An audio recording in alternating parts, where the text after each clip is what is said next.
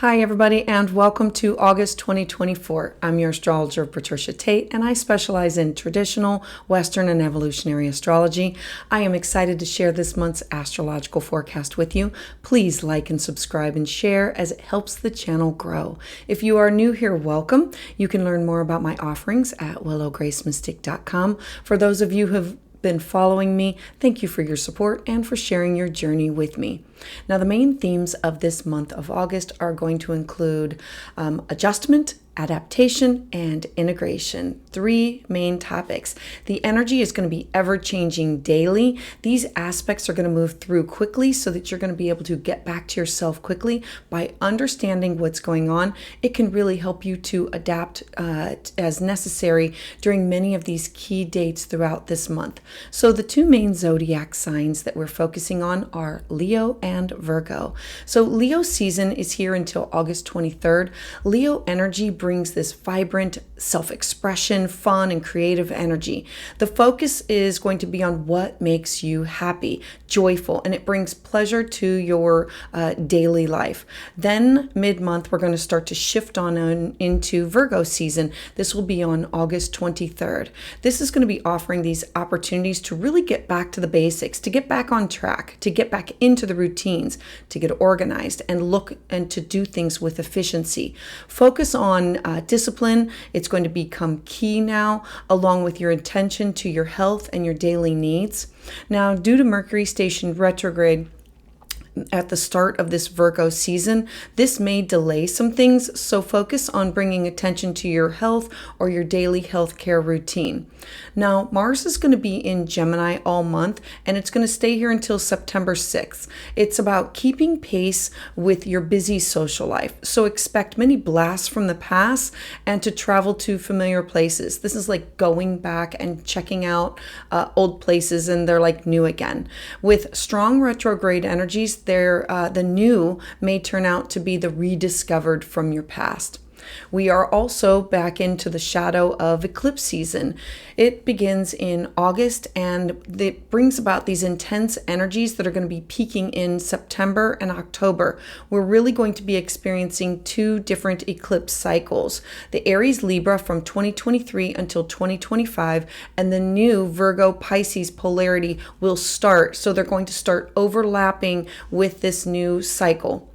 So offerings this month. I'm excited to announce my new Transit Talk webinars. These are interactive educational sessions that are going to cover a different topic each month. The next webinar will be in August, where we're going to explore the eclipses. So to learn more and sign up, visit willowgracemystique.com. Don't forget to sign up for my email list for astrological insights and upcoming specials. Now, for all Leos out there, I am offering a discount on personalized solar return for you. Use the code LEO10 to receive your discount. Visit my website and schedule your appointment today. So additionally, I'm going to be offering live astrology consultations at 6 p.m. Eastern Standard Time every other Tuesday evening. So to reserve your spot and to get in the queue, sign up using the link below. I look forward to seeing you there. So important dates for the month of August. The first one I want to talk about is August 2nd. Venus is going to be in Leo, and it's going to be squaring Uranus and Taurus. So Venus is what we love, who we love, how we love, and Uranus, remember, is always shock and surprise. So look out for disruptions with your love, your money, your resources, your confidence, and expect some discomfort or surprises, but the drama will settle quickly. Then we move to August 4th. Mercury retrograde is starting on, until August 28th. So this is about a time of confusion or intensity where you're going to have to redo, rethink, revise, reschedule around all directional changes in your life.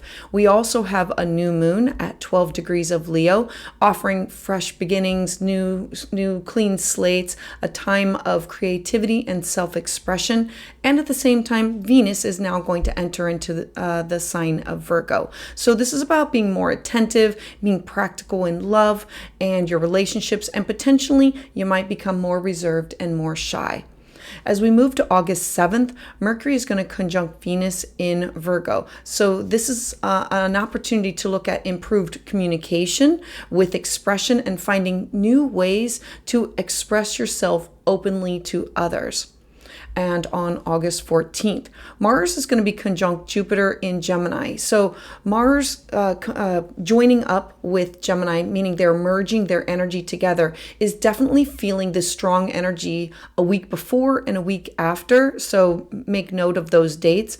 This brings high energy, a motivation with social interactions with others. Be cautious about overextension or impulsiveness on your end. Positive attributes can be great potentials for energy, enthusiasm, motivation, social interactions. I love all of this.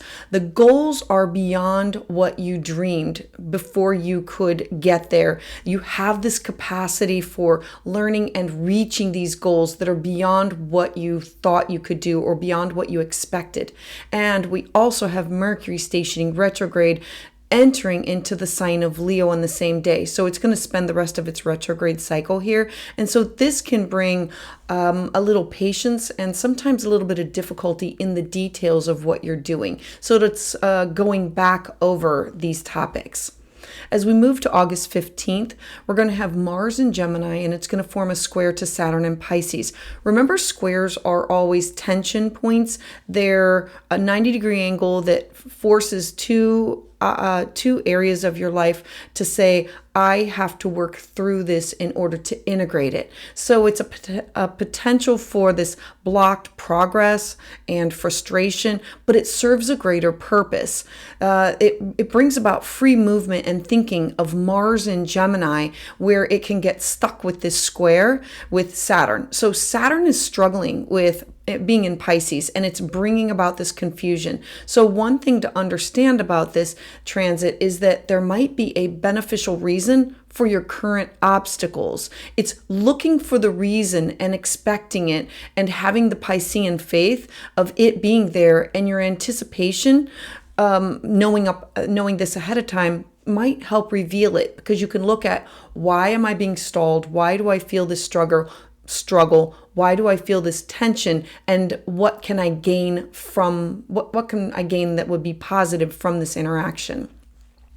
Then on August 18th, we're going to have two transits. We're going to have Mercury in Leo square Uranus and Taurus. And so we have this Sun-Mercury cazimi. A cazimi is when the sun is meeting up with a planet. And so we have the sun and Mercury. Mercury is in the heart of the sun, really saying, I want you to focus on this and to take action on these ideas and on these plans.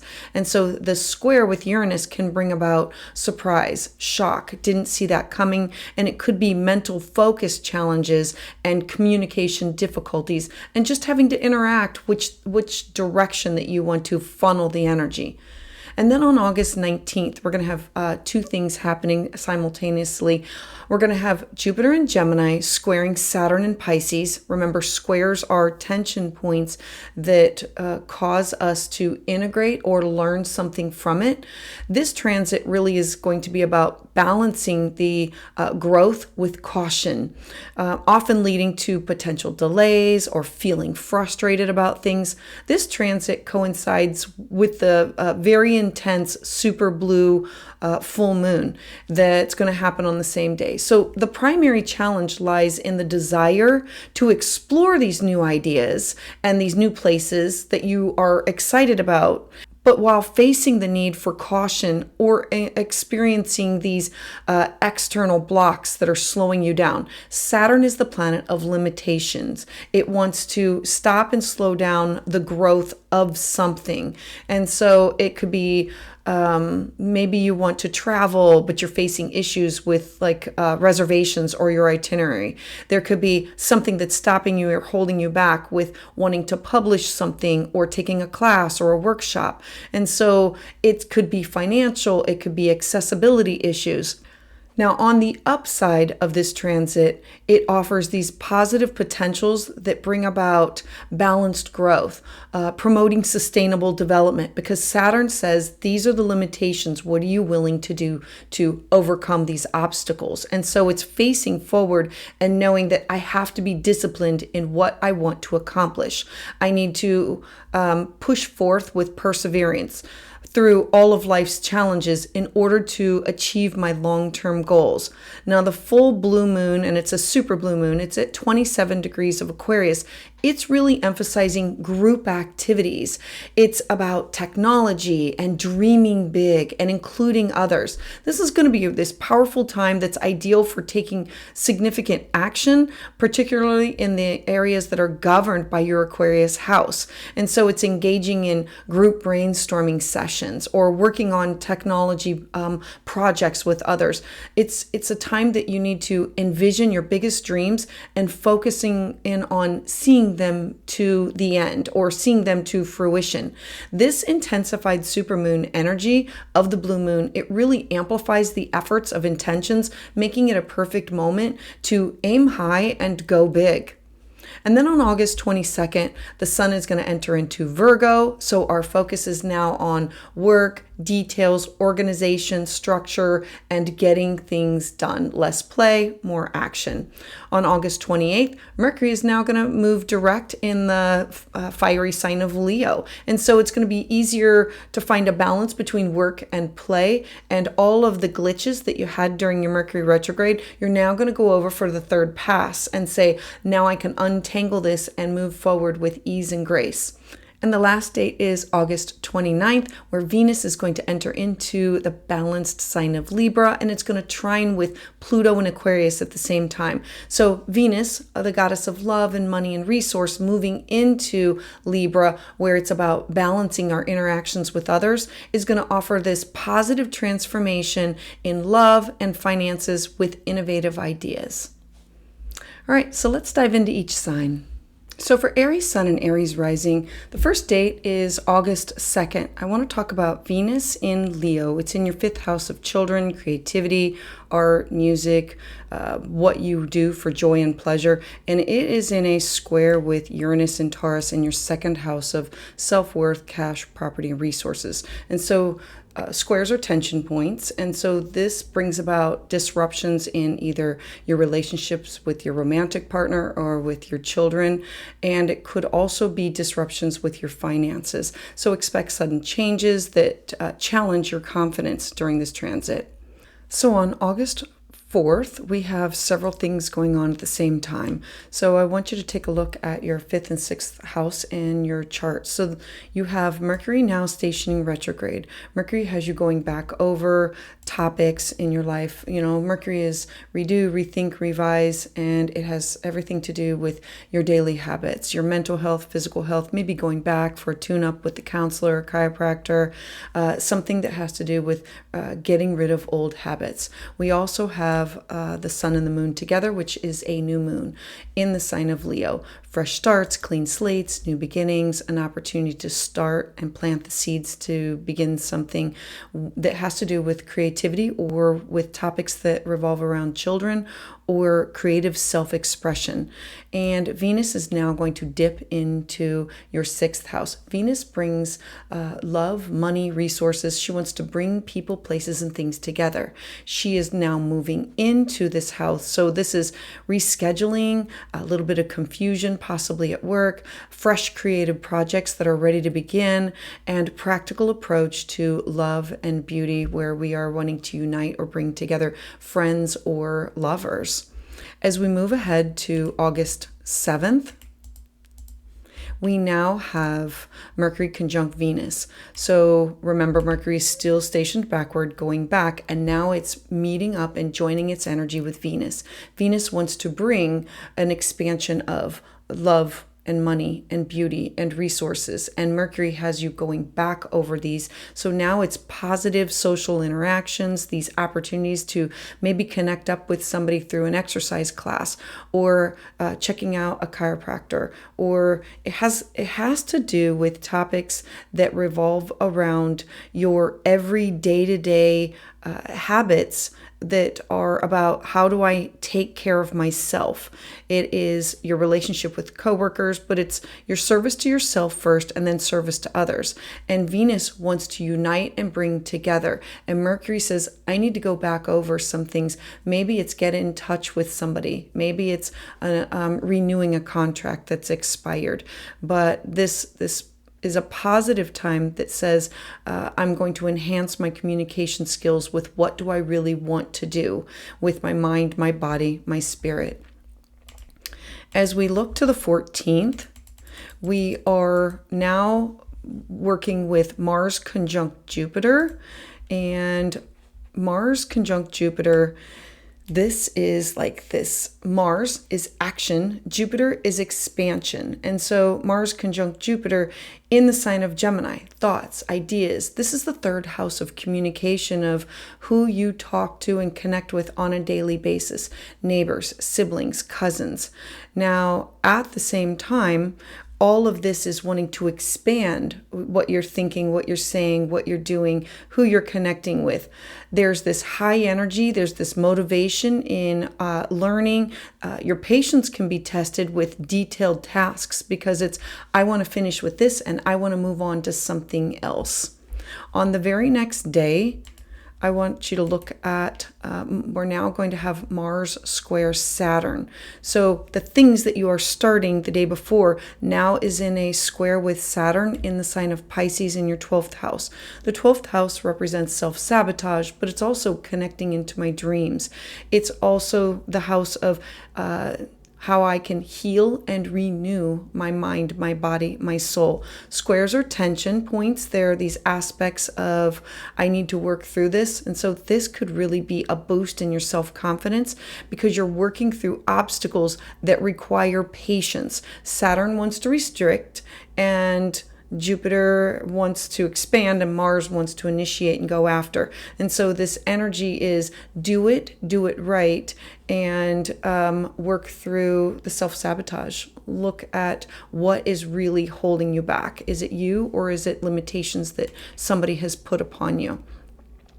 As we look at the 18th of August, we now have Mercury in Leo, and Mercury has it's stationing retrograde here, and it's also conjunct or in a cazimi with the sun. Mercury is stationing retrograde, going back into the heart of the sun. The sun is you, and it's magnifying the energy. And so on the 18th, it's about mental focus, challenges. It's a good time for implementing new ideas. There's all of this energy saying, I am ready to go back and fix some mistakes, or go back and fine tune and tweak some things that had to do with projects that you started with the new moon here. Then let's take a look at August 22nd. So on August 22nd, the sun is now going to enter into the sign of Virgo. Now things are really about to get organized, get structured. Let's have a detailed plan in order to move forward. Less play, more action. The sun represents you, and the sign of Virgo is like going back to school, going back to work, needing to have a plan, needing to be organized. When the sun moves into the sign of Virgo, it's a focus on your health, your work routines. There can be a potential of irritability in some of your relationships because we have Venus here in a not a harmonious aspect. She's in a square with Mars, but it's, I need to set myself up for success. And what does success look like for my mental, physical health and well-being?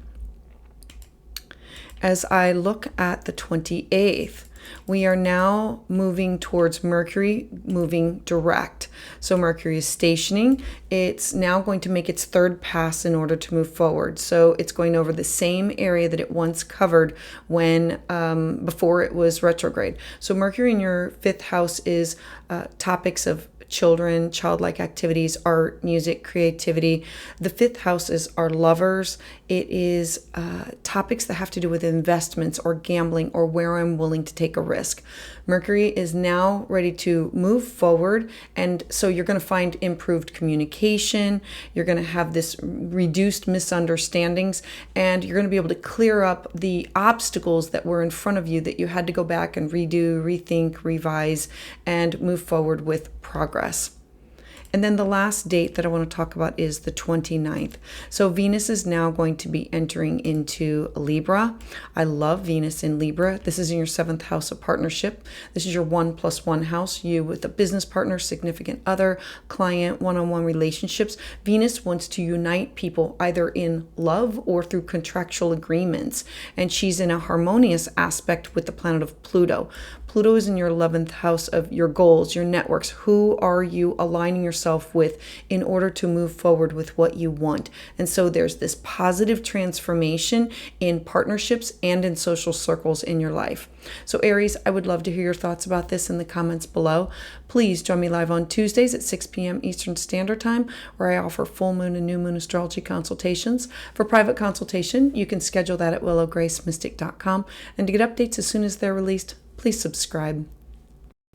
So for Taurus Sun and Taurus Rising, I want to start with August 2nd. We have Venus in Leo, and it is in a square with Uranus in Taurus. So Venus in Leo has to do with your home, your foundation, your ancestors. This could be your parents or grandparents, and it's in a square, a tension point that needs to be integrated, something that has to do with yourself, your identity, your appearance, your projects that you're starting.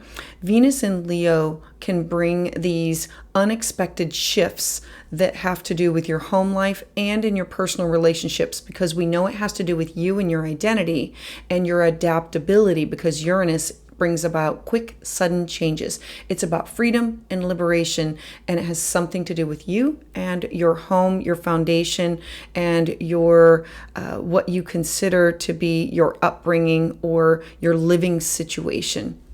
As we take a look at August 4th, we have Mercury retrograde. We have several things going on. So I want to talk about Mercury retrograde first. Mercury is now going to be stationing retrograde. It's in your 5th house of children and love and romance and creative pursuits. So Mercury is now going to be going back over some topics that you have already moved forward with. So think about like the boomerang of maybe children moving back home, or something going on between a creative project, like having to take a second look at it. We also are having this beautiful new moon in the sign of Leo. A new moon is when the sun and the moon meet up together and they merge their energy to plant the seeds, have a fresh start, a clean slate, a new beginning, something that revolves around the topics of home and your living situation that has to do with possibly traditions or real estate or property. The last is Venus.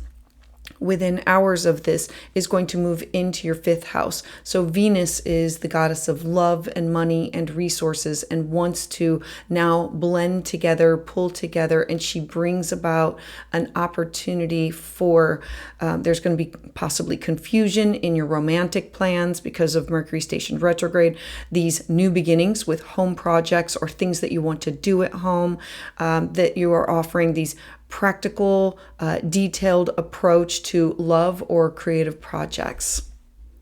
As we move to August 7th, we now are going to look at Mercury conjunct Venus in the sign of Virgo. So Mercury, again, still working his way backwards, now merging his energy with Venus. Venus wants to move forward with her thoughts, her ideas, her communication.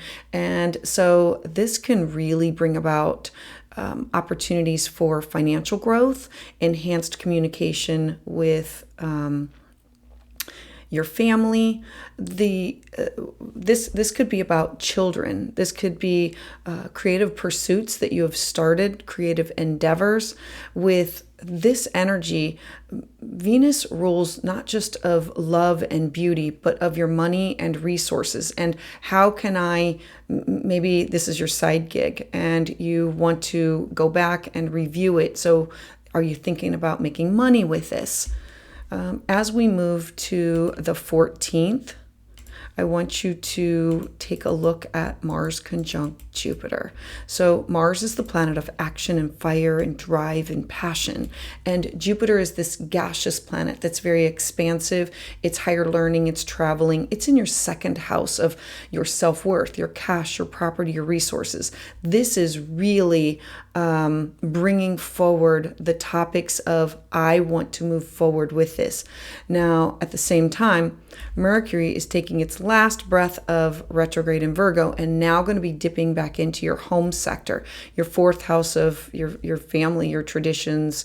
And so now we're going to look at this energetic boost in your financial planning, something that has to do with people, places, and things that you love and value. And there could bring up some issues that are home related with details of projects that you are like home projects, either that working from home or somebody moving home or something that you are doing at home with like cleaning, revamping. This could be closets, basement, attic, and this could be I want to sell these things. Jupiter and Mars here together is you taking this initiative and ready to like having this energy to do it. Now on the very next day, we have August 15th. You're going to now have this square to Saturn. Now, Mars is, again, wanting to move forward, take the initiatory, and Saturn is the planet of limitations and boundaries and time. It's currently retrograde. It's having to go inward, and Jupiter is wanting to burst at the seams with this.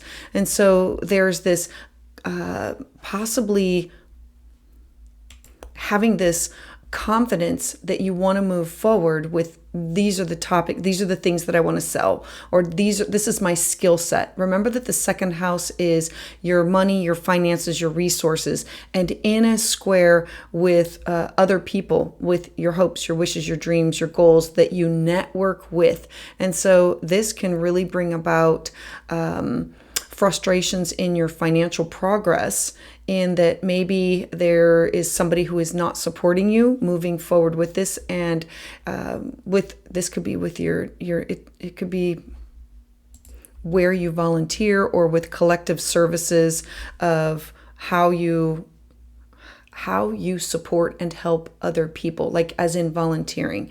And so it's, I want to do this, and Saturn is giving some limitations on this. And so you've got this energetic boost, but it leaves you frustrated with, how do I work through this? This is my skill set. Let me offer this. Then as we move towards the 18th, we're going to now bring in topics of Mercury and Leo. And it is now Cazimi. So Cazimi is when the sun is in the heart, or Mercury is in the heart of the sun. So they are merging their energy together. The sun is you, focusing on home topics, family, property, real estate, traditions, grandparents. The fourth house brings about all topics that has to do with you and literally your foundation. Mercury stationing retrograde is going back over and communicating some of those topics. On the 18th, we have this Mercury and Leo. Also, it's in a square with Uranus and Taurus. And so we're bringing it back to you, and there's something that you need to go back and redo, that there's this uncomfortable, I'm ready to just be done with it. Let's just do this. Like, that is the attitude. Uranus in the first house is sudden, quick, and it can be chaotic, but it's about freedom and liberation, something that you are doing. And with a Cazimi, it's in the heart of the sun. This is what I need to do. This is what I need to say. This is the direction that I need to move towards. And so it's really bringing about this really productive time for you to move forward with your personal goals. The sun can assist you. It's just bursting forth and moving forward with it. As we look to the 19th, we now have Jupiter square Saturn. So Jupiter is, again, in your second house, really expanding all of your resources. I would love to have Jupiter in my second house. It is expanding your skill set. It is like your income, your possessions. It's you saying, this is what I value, this is what is worth, and then like getting a really good deal on something, or putting your money or your resources in the right place and making the most from that. Now, you're going to have Jupiter square Saturn. And so this is going to bring about this energy of, I want to expand my finances and resources. This is what I have to offer. And Saturn is really trying to pull you back. And Saturn can be, you feel like you're being held back by others, by your peers, or by this could be work associates. At the same time, they are going to have this full blue moon in Aquarius. So you have the sun, again, still focused on home, and a full moon brings about endings or closures that has to do with topics with job or reputation or your career or your public life or responsibility. So there can be this end of responsibilities with projects that you're ending. So on August 19th, it's how do I balance my professional ambitions and with these realistic constraints that I'm feeling. And I have these big dreams for career and advancement, and I know that I can succeed. How do I make a plan in order to do that? And then let's take a look at the 22nd. So we now are moving towards, the sun is moving into Virgo. So it's less play, more action. The sun in Leo energy is fun and joy and like childlike in nature. The sun in Virgo means let's go back to school, let's go back to work, let's get down to business. It's focusing on creativity, focusing in on hobbies. I need to have an organized plan in order to move forward and get these projects done. This could be also you supporting your children, because the fifth house represents your children, or where we're willing to take a risk or gamble on some things. And this is, I have to have all of the information and I can take a calculated risk to move forward. Then let's take a look at the 28th. So on the 28th, we now have Mercury, hallelujah, moving direct. It's now stationing direct, and Mercury's been in your fourth house, like really having you focus on your home, like remodeling, redoing, restructuring. This could have to do with your bills, your resources, anything that has to do with the people that are in your home or your literal home. Mercury is now going to be moving direct, and so the communication is going to be a lot easier for you. And this is between you and all family members that are that have been connected with this difficult time. Mercury now moving direct, this is when it takes its third pass and says, I can now untangle all of the hiccups. So if there were delays with having things delivered to the house so you can work on it, or delays in work that you are doing to the house, or reconstruction of, now you can move forward and things will just be a lot smoother in the communication of, and this could be with contracts or the actual work. Then on the 29th, we're going to have Venus now entering into the sign of Libra. Venus is the goddess of love and beauty, and she wants to unite and bring together, and Libra wants to keep everything healthy and balanced. And so in your sixth house of your daily habits, it's finding time to balance home and work. Venus here brings about these transformative energies in your daily routine, in your work life, bringing attention to the need for structure and organization, and making sure that you don't skip that meeting, that counseling session, or that workout, because this is about self-care, making sure that you are nurturing yourself in order for you to be able to be at 100% of your best. So Taurus, I would love to hear your thoughts about this in the comments below. Please join me live on Tuesdays at 6 p.m. Eastern Standard Time, where I offer full moon and new moon astrology consultations. For private consultation, you can schedule that at willowgracemystic.com. And to get updates as soon as they're released, please subscribe. So for Gemini Sun and Gemini Rising, I first want to bring up August 2nd. So we have Venus in Leo at 27 degrees in your third house of how you communicate, who you communicate with. This is friends, neighbors, siblings, anybody that's in your close neighborhood. And it's literally talking, exchanging ideas with other people. It's how we communicate through email, phone, text. It's how you take in the information and you share the information with others. Now it's in a square with Uranus in Taurus. Your 12th house is the house of self-sabotage. It's also hidden enemies. I'm going to speak of it negatively because this is a square aspect. That's a tension point of something that you have to you have to integrate, you have to work with this energy. Remember that the 12th house is where we tap in to heal and renew. And so there could be surprises to your daily routine and your health. And so expect disruptions. And how are you going to communicate that I need me time? I need this 5 minutes alone time, or I need my lunch time, or I need to make sure that I don't break that appointment. And so there'll be this tension point where you will feel that other people might be asking more from you, and that you need to make sure that you stand your ground and communicate that clearly without being like angry or upset, because this is impulse anger. Then, as we take a look at August 4th, we now have a lot of things going on all in the same area of your life. We have Mercury now stationing retrograde. It's in your house of home, so this could be somebody moving back in, somebody moving out. Like it's cleaning out closets, cleaning out cupboards, remodeling, revising, redoing, something that has to do with contracts, traditions, or going back in and taking a look at genealogy. Mercury is now going to be stationing retrograde, going back over an area of your life. You also have a sun, moon. This is a new moon. When they conjunct together, new moons bring about a fresh start, clean slate, new beginning in the way that you communicate. This could be with taking a class or a workshop, but it's everything that's closer to home. It could be a new neighbor. It could be, this is siblings, cousins, neighbors, and then this is like this communication and wanting to have fun and joy and pleasure and making a commitment to do these things. On the same day, you're also going to have Venus leave your third house and move into your fourth house. Venus moving into your fourth house brings about topics of love and beauty and money and wanting to invest these things into your home. The fourth house is your living situation. It's your personal life. And so it's investing in your foundation.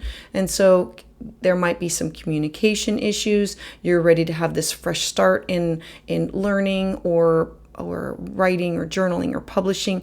And there's going to be this practical focus on bringing beauty in your home life.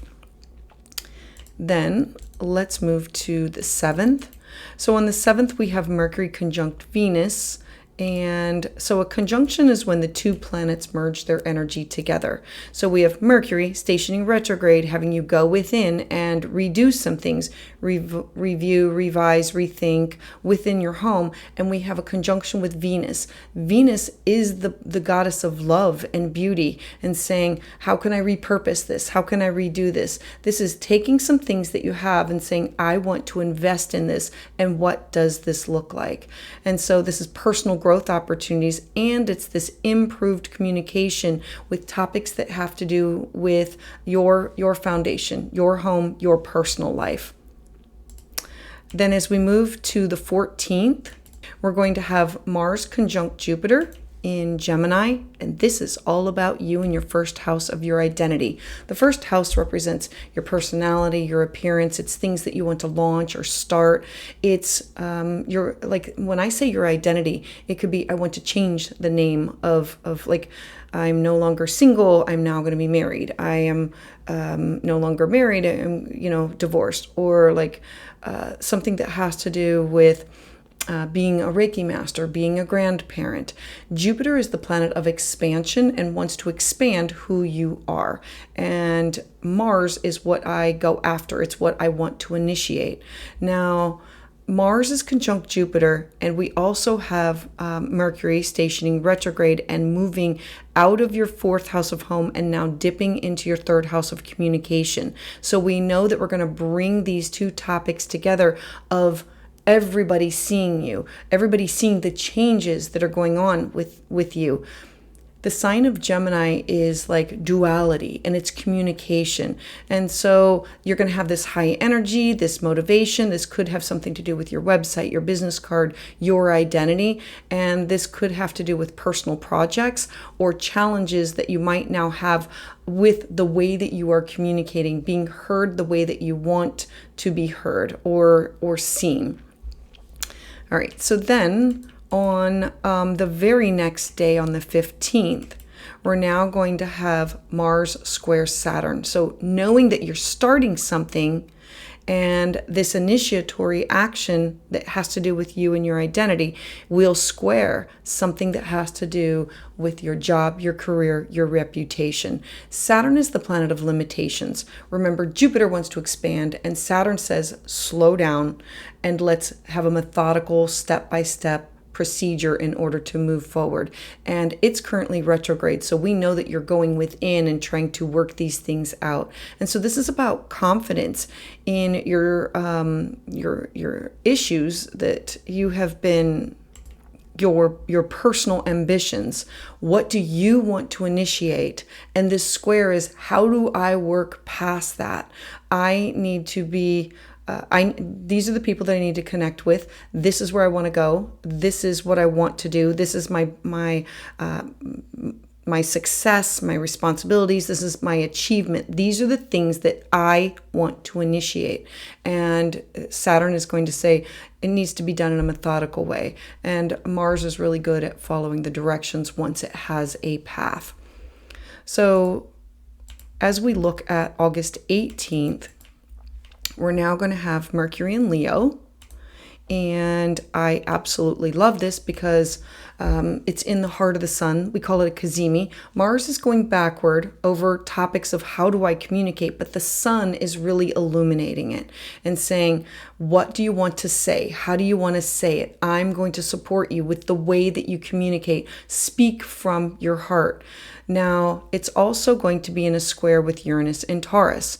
So Uranus is in your 12th house of I need to work past my fears. The 12th house is self-sabotage. It's also hidden enemies, and it's where we hear the broken record of you're not worthy, whatever you're saying doesn't make sense, and it's how do I heal and renew from this? How do I move past this? I need to tap into my internal sources here, and I need to have this mental focus. I need to take action on my personal plans because I know that I can overcome this. Uranus is think outside the box, be creative. And so Gemini, I know you have this. This is an opportunity to learn and grow and change. Now on the very next day, we're going to have Jupiter, and it's going to be in a square with Saturn. So we're back to focusing on you and your identity, your first house of self. And it's going to be in a square with Saturn. And it will be another stop, slow down, pause. You're growing so fast. Something that has to do with projects or you just wanting to like get out there, say it, do it, and share. It's like Saturn is saying you are growing too quickly. You cannot maintain this. And so at the same time, we're having a full moon. And so the sun is focused on the way that you communicate, working from a heart space, and the full moon is in your 9th house of these cross-cultural experiences, having something published. Now, the 19th happens to be this full blue moon, so this will be like the second time that you've had this, and it's an opportunity of thinking outside the box and thinking about community, balancing your personal growth with limitations. Everybody has limitations. It's how do you work around them? Everybody has a disability. And how do you turn it into a positive of your gift, your talent, and work with it? So this is ideal for travel, higher learning, and having some endings or some closures of this area of your life, offering you the opportunity for growth and expansion from these. Then on August 22nd, we're now going to look at the sun is now entering Virgo. And so the sun in Leo is more joyous and playful, and the sun in Virgo is now it's time to get down to business. Now we need a plan. Virgo is like the season of fall where you go back to school, you go back to work. It's time, like the harvests are in, and we have to work hard to gather all the harvests so nothing goes to waste. And so the sun in Virgo in your fourth house will really have you focusing in on your home, your family, and there could be these potential for conflicts in your daily routines because it's how do I balance home and play? And I need to have a plan. I need to be organized. I need to work harder, play less. And then as we move forward to the 28th, our focus is now going to shift on Mercury now moving direct. I absolutely love this because Mercury has been wreaking havoc, having you redo, refocus, refine all topics that have to do with communication and short distance travel and with neighbors, siblings, cousins, and your home. So now that Mercury is moving direct, it's clear communication in your personal and in your social life. At the same time, on the very next day, we're going to have Venus now entering into the sign of Libra. Venus loves to be in Libra. Venus wants to unite and bring people together, and Libra is all about having a balance with children, childlike activities, creative pursuits, art, music, fun, pleasure. And so this is an opportunity for you to start something new, and it's in a harmonious aspect with Pluto. So Pluto in a square is always challenging us. Pluto in a trine is saying, I am here to help you transform. And so it's in your ninth house of foreign people, places, things. It's who do you want to connect up with? These cross-cultural experiences, where do you want to go? This could be taking a class, taking a workshop, uniting you with these people. This is positive transformations that can come in the form of love or creative projects for you. So Gemini, I would love to hear your thoughts about this in the comments below. Please join me live on Tuesdays at 6 p.m. Eastern Standard Time, where I offer full moon and new moon astrology consultations. For private consultation, you can schedule that at willowgracemystic.com. And to get updates as soon as they're released, please subscribe. So for Cancer Sun and Cancer Rising, the first date I want to bring your attention to is August 2nd. So you're going to have Venus in Leo. Venus loves to be in the second house because it's about love, beauty, money, resources, your skill set, your cash, your property. The second house is what do I need in order to feel secure? And so this could be surrounding yourself with these beautiful things or things that you find of value. It doesn't mean that they have to have a cash value. It can have an emotional value or a spiritual value. Now, Venus is in a square with Uranus in Taurus. Uranus is in your 11th house of who you network with and your community. Like the 11th house represents how you support the collective. It's your teams, your peers, it's your social circle or your star family. And so there can be these financial disruptions or unexpected changes within your social circles. You needing to feel valued or appreciated or have your skill set be valued or appreciated. All right, then as we take a look at August 4th, we now have Mercury and the Sun and the Moon and Venus that I want to draw your attention to. Mercury is now stationed retrograde, having you go back over the way that you are communicating with neighbors and siblings and cousins.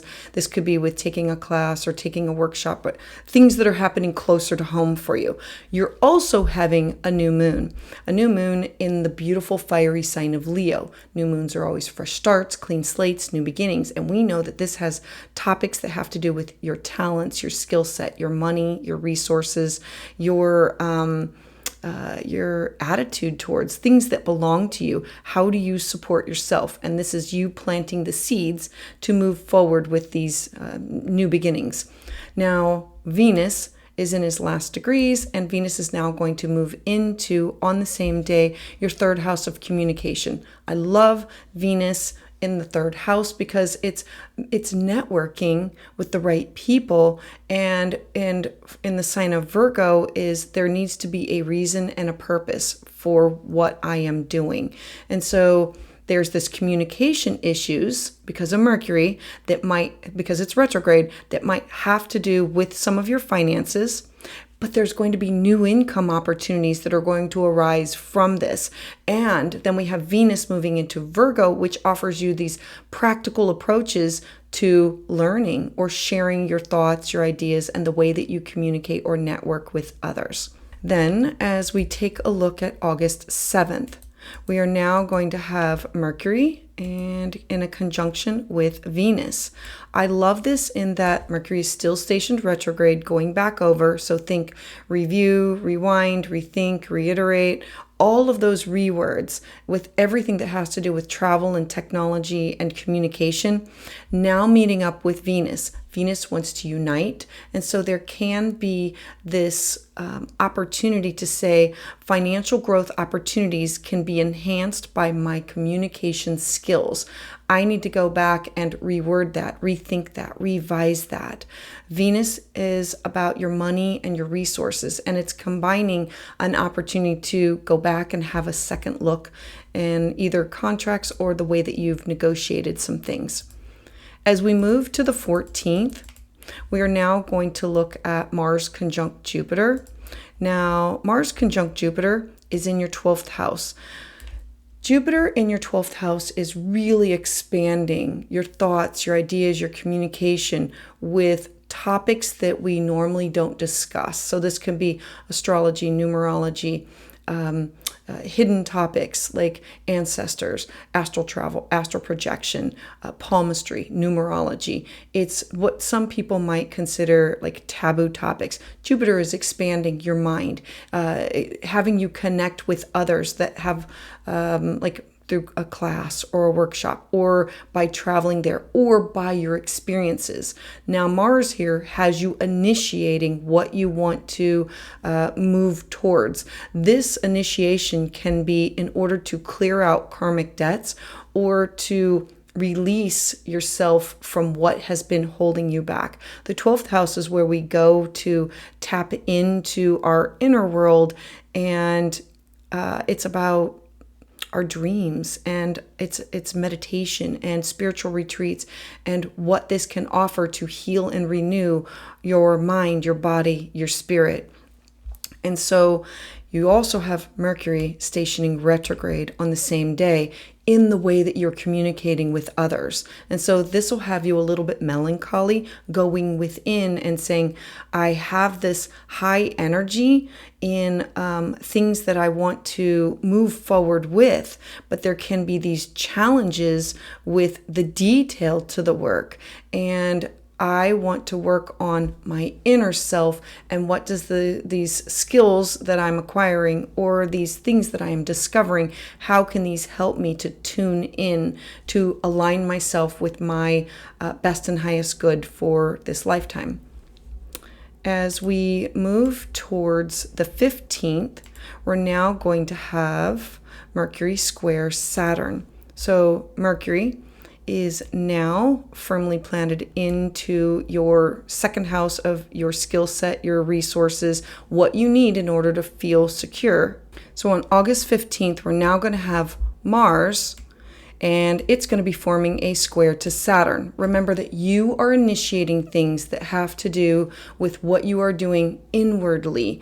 Mars in Gemini has to do with your thoughts, your ideas, and connecting with people, but it's within your head, and it's within like past lives, shamanic work, shadow work, your subconscious mind, or it is things that you are doing alone.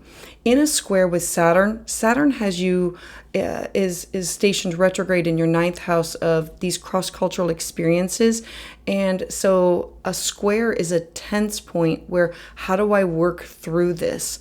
How do I grow and evolve from this? And so there can be confidence, there can be obstacles that have to do with you connected with other people, with I want to go there, I want to study this, I want to learn this, what is the true meaning of this, I want to get to the bottom of this. Saturn is restrictions, and it's slow, steady, methodical in order to get to where you want to be. It sets the bar, and it's how bad do you want it and how hard are you willing to work to get it. And then on the 18th, we're now going to take a look at Mercury in Leo, and it is in a square with Uranus in Taurus. And so we are still focused on your personal resources, your skill set, your money. The second house is your work ethic. It's your self-esteem and the way that you are communicating it. Mercury is stationed retrograde, going within and thinking about yourself with this. Now, in a square, the squares are always these tension points, and it's bringing about topics. And then on August 18th, we now have Mercury in the heart of the sun. So it's stationing retrograde going back. It's called a cazimi, where it's in the heart of the sun, and the sun is magnifying its energy, magnifying what do you want to say.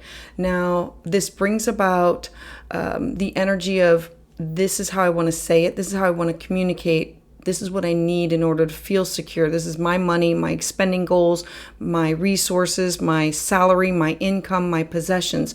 All of those things are brought to the forefront for topics. It's in a square with Uranus and Taurus. This could have somebody that you network with. This could be somebody that you work with, like a team member, or the 11th house always brings in topics of your hopes, your wishes, your dreams, your goals, and who do you network. And so this could be a star family member.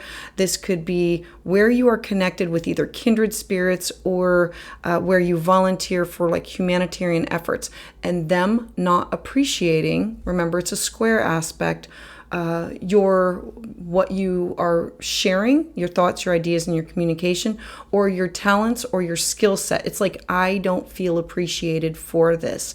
And so there's this mental focus that you're going to have to push through because it's in the heart of the sun. The sun is going to magnify, this is what you have to say, and you have to take action on these financial plans, on your goals, on what you want to accomplish. Be crystal clear in your words. Then, as we move to the 19th, we're now going to have Jupiter square Saturn. So Jupiter is in your 12th house, expanding your thoughts, your ideas, communication, and squaring Saturn. Now, we're also going to have a full blue moon at the same time. So this brings a lot of energy into one day. Jupiter wanting to expand, Saturn saying we need some boundaries here. We're moving too fast. You don't have all the correct information. You have to go back and retake that class. You have to Saturn retrograde has you going within to either going back to a person, a place, or a thing, or this could be legal matters. This could be anything that has to do with publishing, but it goes going back and going within, and something that you wanted to expand upon. The full moon has the sun focused on your personal resources, but with an ending with a topic that has to do with your investments, or this could be with ending of a contract that could be with an ex, a marital partner, a business partner, or something that you have invested in. The 8th house is my shared resources, my private affairs, and it could be debts, obligations, inheritances, wills. It's like something is going to be ending here. And so there's this balance between your personal financial growth, these limitations that you feel are being put upon you. And this is really going to be an ideal time for you to look at all the contracts and make these healthy investments for yourself. Then, as we take a look at the 22nd, we now are going to look at the sun entering into the sign of Virgo. Now, the sun in Virgo is a completely different energy of the sun in Leo. Sun in Leo is like play and fun and like joy, and the sun in Virgo is gotta go back to school, go back to work, get organized, like bring in the harvest. It's the fall. And so the sun in Virgo really has the way that you communicate. If this is taking a class, taking a workshop, being methodical about your neighbors, your siblings, your cousins, like what information you're sharing and the information that you're taking in. This is focusing in on your communication, your learning, and potential conflicts that you might have in some of your finances because Mercury is still retrograde back there. Then on the 28th, we are going to take a look at Mercury now finally moving direct. I absolutely love this because now we can clear up any of the confusion of going back and saying, this is my financial condition, and am I now more stable and more reliable? Have you sold the things that you wanted to sell? Did you keep the things that you find of value? Are you keeping them close to you? Like Mercury is thoughts, ideas, communication, travel, and the second house is your personal resources and your money. And so this could be like negotiating your self-worth with asking for a pay raise and things like that. And so on the 28th, you're now going to have this clearer communication in your financial matters. You're going to be able to like see all of your books all at one time and see things for what they truly are. As we take a look at the 29th, we now have Venus entering into the sign of Libra. Venus moving into your fourth house of your home, your foundation, your family members. The fourth house represents your living situation and wanting to bring beauty and wanting it to be harmonious.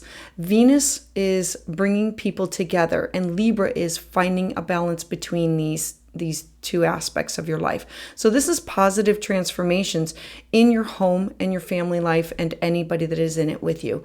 So Cancer, I would love to hear your thoughts about this in the comments below. Please join me live on Tuesdays at 6 p.m. Eastern Standard Time, where I offer full moon and new moon consultations. For private consultation, you can schedule that at willowgracemystic.com. And to get updates as soon as they're released, please subscribe. So for Leo Sun and Leo Rising, I want to start off with August 2nd. So we have Venus in your first house of self. It's your identity. It's who you are. It's projects that you want to start. I always say it's like your business card, your website. It's how you look, your appearance, your self-expression. It's your outlook. It's your interests. So Venus wants to bring people, places, and things together. But Venus is in a square with Uranus and Taurus.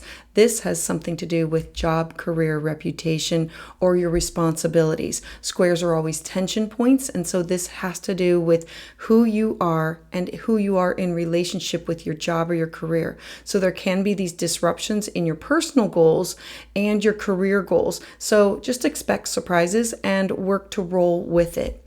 As we move towards August 4th, we now have Mercury stationing retrograde in the sign of Virgo, and your first house is all lit up.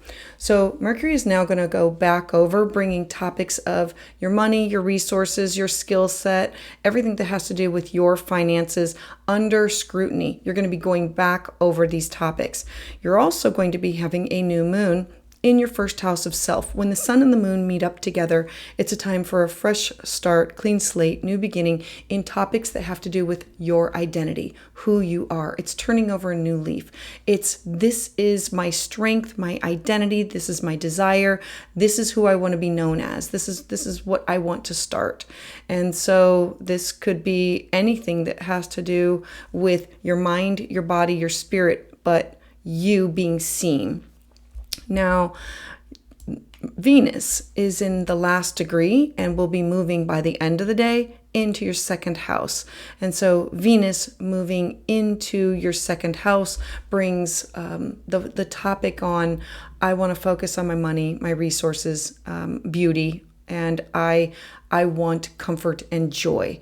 And so there may be some communication issues with your personal projects because the first house represents all about you and you starting personal projects, and you're going to have this beautiful fresh starts in the way that you express yourself, in the way that you share what you want to share with other people and how much you want to share. Like, again, this could be on Facebook, Instagram, TikTok. Like this is who I am, and it's like a coming out of.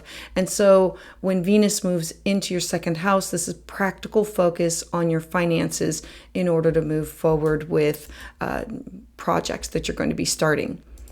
Then, as we take a look at the 7th, we're now going to have Mercury conjunct Venus. And this is really going to ramp up the topic of going inward. Whenever Mercury stations retrograde, it's redo, rethink, revise, and it's in your 2nd house. So you're looking at all of your finances. And Venus is, what is this of value? How important is this? Venus is not only about money, it's about what is of value on the inside. It's your mental, emotional, spiritual resources, and Venus is taking stock of those things. And so this is personal growth opportunities for you. This is improved communication in your personal life for you. On the 14th, we have Mars conjunct Jupiter. And Mars is the planet of fire, passion, drive, aggression, being assertive, and Jupiter wants to expand. And so these two together in the sign of Gemini really wants to expand who you are networking with. These are my goals. I have many goals. There are lots of many goals going on here. And so Mars is initiating, I want to be in charge of this project and I want to do this. And so the difficulty with this is Mercury is stationed retrograde at the same time in your 2nd house of your self-worth, your money, your resources. So Mercury going back over some topics of bringing the focus on you and your income and your possessions.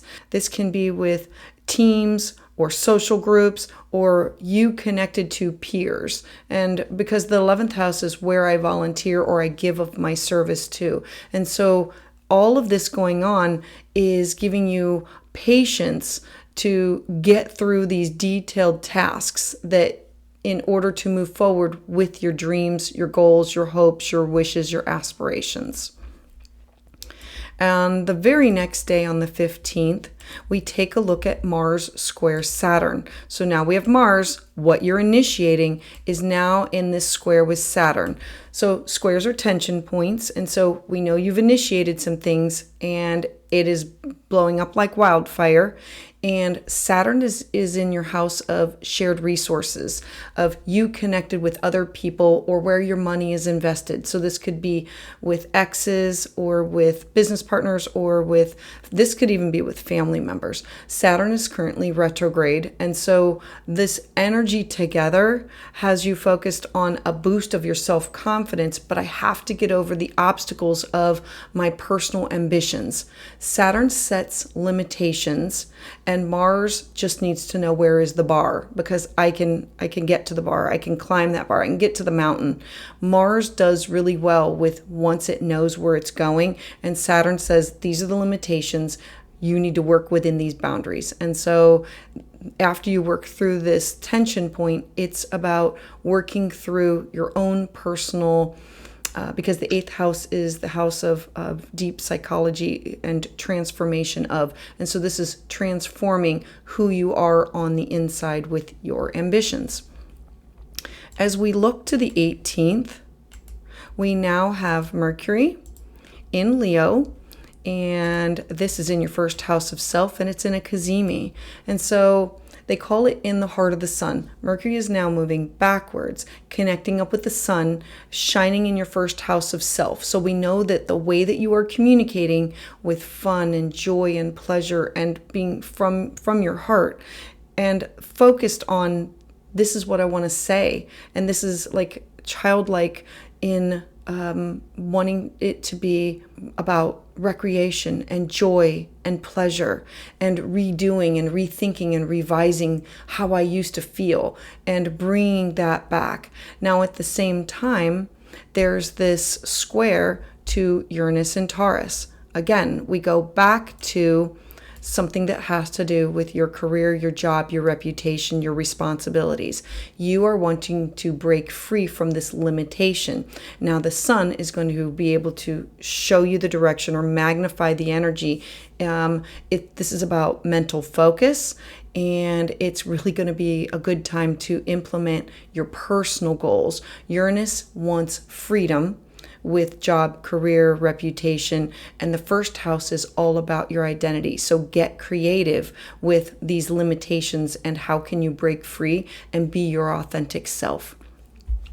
As we look to the very next day on the 19th, we now have Jupiter square Saturn. And Jupiter, what you're wanting to expand, remember your goals, your networks, and we in a square with Saturn in your 8th house. And so Saturn is saying there has to be some limitations with this. There has to be a way around this, because Jupiter's higher thought, it's belief system, it is education. And Saturn says we need to go within and understand why you want to move forward with these things. At the same time, you're going to have a full moon, a blue full moon, a super blue full moon. So the sun is going to be in your 1st house of your identity, totally illuminating who you are, what you want to do, your projects, your activities. The moon will have an ending of something that has to do with a client. They could be moving on to somebody else. Maybe they no longer need your service. This could be an ending with a contract. This could be an ending with a relationship. The 7th house is your +1 house. And so this could be business, or this could be pleasure. This could be a best friend that moves away. All endings are not bad. So on the 19th, it's how do I balance my personal growth with limitations. This is ideal for like your relationship goals. Some contracts, there needs to be endings too. An ending in your 7th house can bring about an ending to legal matters. And so there could be something that has to do with contracts, and you can now finally put it to ease or put it to rest and be done with it. And so the energy of the day is wanting to expand, feeling like there's limitations on you, wanting to be your authentic self, and then having these endings and these limitations and closures in the relationship sector or the partnership sector or in legal matters. And so endings in legal matters can be really good. It's putting the past behind you. As we look to the 22nd, on the 22nd, we now are looking at the sun entering into the sign of Virgo. And so the sun is now leaving your 1st house of your identity and self, and it's now saying, enough play. We need to get down to business. We need to focus on our money, our resources, our cash, our property, our skill set, our talents. We need to get down to business here. The sun in Virgo comes when you harvest the crops. People go back to school. People go back to work. We're done with the summer vacations. And so the sun in Virgo here really has an opportunity to say, I need to focus on my financial matters. I need to focus on what are my values. Now, there can be this potential irritability when it comes to some of your personal relationships because of Venus being in a square here. But this is somebody's opinion of, and you needing to take a good hard look at what belongs to you, your money, your talents, your skill set, and saying, this is what I value. This is what I'm worth. And this could be a time when you're going to say, I need to ask for a raise, or I need to figure out, is this how I want to support myself moving forward? So on the 28th, we look to the next transit is on Mercury finally stationing direct. I love it because Mercury's in your 1st house of self, and it's been having you go back over how do you look, how do you act, things that you had started, projects that you began. When Mercury moves into your 1st house going backwards, it really had you going back and looking at what was working before, what do I want to fine tune, what do I want to tweak. The 1st house being projects, your website, your business card, your relationship with other people, like really going back over. Now there's going to be this smoother communication in all topics that have to do with personal matters and the way that you're going to communicate them, feeling more at ease and being able to untangle everything that was kind of jumbled when it was retrograde. As we move to the last day on the 29th, we're now going to have Venus entering into the sign of Libra. Venus loves to be in Libra. Venus is the goddess of love and money and resources, and Libra is about finding a balance and harmony in the way that you communicate and share with your neighbors and your siblings and your cousins, and gather information and share information. It's the way that we make friends and communicate. It is in a beautiful, harmonious aspect with Pluto in your 7th house. So I know that we had those endings, and so now we have this beautiful, harmonious aspect with business partners, friendships, significant others, clients, contacts. The 7th house has everything to do with negotiation and cooperation and compromise. And so this is positive transformations in the way that you communicate in with partnerships of all types. It's your +1 house. So Leo, I would love to hear your thoughts about this in the comments below. Please join me live on Tuesdays at 6 p.m. Eastern Standard Time, where I offer full moon and new moon astrology consultations. For private consultation, you can schedule that at willowgracemystic.com. And to get updates as soon as they're released, please subscribe. So for Virgo Sun and Virgo Rising, I want to bring your attention to August 2nd first. And so on August 2nd, Venus is going to be in Leo. It's in your 12th house. The 12th house is you. It's being isolated, alone. It's working on healing and renewing. And Venus in Leo here is very comfortable, but she's in a square with Uranus and Taurus. And so Uranus and Taurus is in your 9th house of cross-cultural experiences. There's something that needs to be integrated, and Uranus is chaos and wanting liberation. And so the 12th house is where you go to be alone. And so this is really pushing you outside of your comfort zone, saying you should expect unexpected changes in your social life and in your personal values. Like, don't isolate yourself, like shift and get out of where you are and move forward. Now, as we take a look at August 4th, Mercury is now going to station retrograde in the sign of Leo. In the sign of Virgo first. So Mercury going backwards over your first house of your identity. So this could be your website, your business card. It's who you are. It's how you look. It's how you act. Going back and saying, how do I feel about this? How do I want to look? How am I presenting to the world? How do I want people to see me? There's also all of this going on at the same time in your 12th house. You're having a new moon. The sun and the moon are meeting up together to offer you a fresh start, a clean slate, a new beginning of something that has to do with healing and renewing. This is a time of leaving the isolation, leaving the time of where you have gone within to try to understand some things that are going on in your life. And this could have been with I need to make time for spiritual retreat. I need to make time to pay attention to my dreams, my intuition. I need to make those new moon intentions. At the same time, Venus, within hours, is going to now move into your first house of yourself, your identity. Venus is the goddess of love and beauty. And so all of this together can offer a little bit of confusion in your personal plans of where do I want to go? What do I want to do? I want to take care of myself, but I'm being pushed outside of my comfort zone. I want to have a fresh start in my private life. And what does that look like? I need to have a practical approach with my self-image and what I'm showing other people or what I want other people to see. So then as we move to the 7th, we're now going to look at Mercury conjunct Venus. So now Mercury's now into your first house and it's conjunct with Venus. Now conjunction is when the two planets merge their energy. And with this, Mercury is going within in the way that you communicate. With Venus, Venus is let's offer love and beauty and romance and wanting to feel good about yourself, like high self-esteem here. And so this is opportunities with your career. There can be enhancement with communication with Mercury, and this can bring about a lot of personal development for yourself. As we move to the 14th, we are going to now take a look at Mars conjunct Jupiter And this is in your 10th house of your career, your job, your reputation, where you want to go, what you want to do. Jupiter is expanding everything that has to do with your reputation, your legacy. The 10th house is business related. It's also success, achievement, and responsibilities.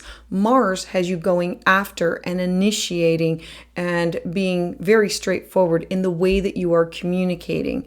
Now, we also have Mercury stationing retrograde, and it's going to bump into the sign of Leo on the same day. So it's crossing over, no longer my identity, but my shadow self, self-sabotage, fears. And so all of this energy together has you have high energy with your career goals, but there might be challenges in the way that you are communicating it with others. Having anything go into the 12th house is the hidden house. It's how do I get people to hear what I am saying and have them understand it in a way that makes sense. Now, on the very next day, we're going to have on the 15th, Mars square Saturn. So what you're initiating is now going to be squaring Saturn in your partnership sector. Saturn is currently retrograde, and so we have some kind of a restriction. Saturn brings time, restrictions, limitations, and Mars wants to initiate, move forward with all forms of communication, to jobs, to something. It's duality, it's Gemini.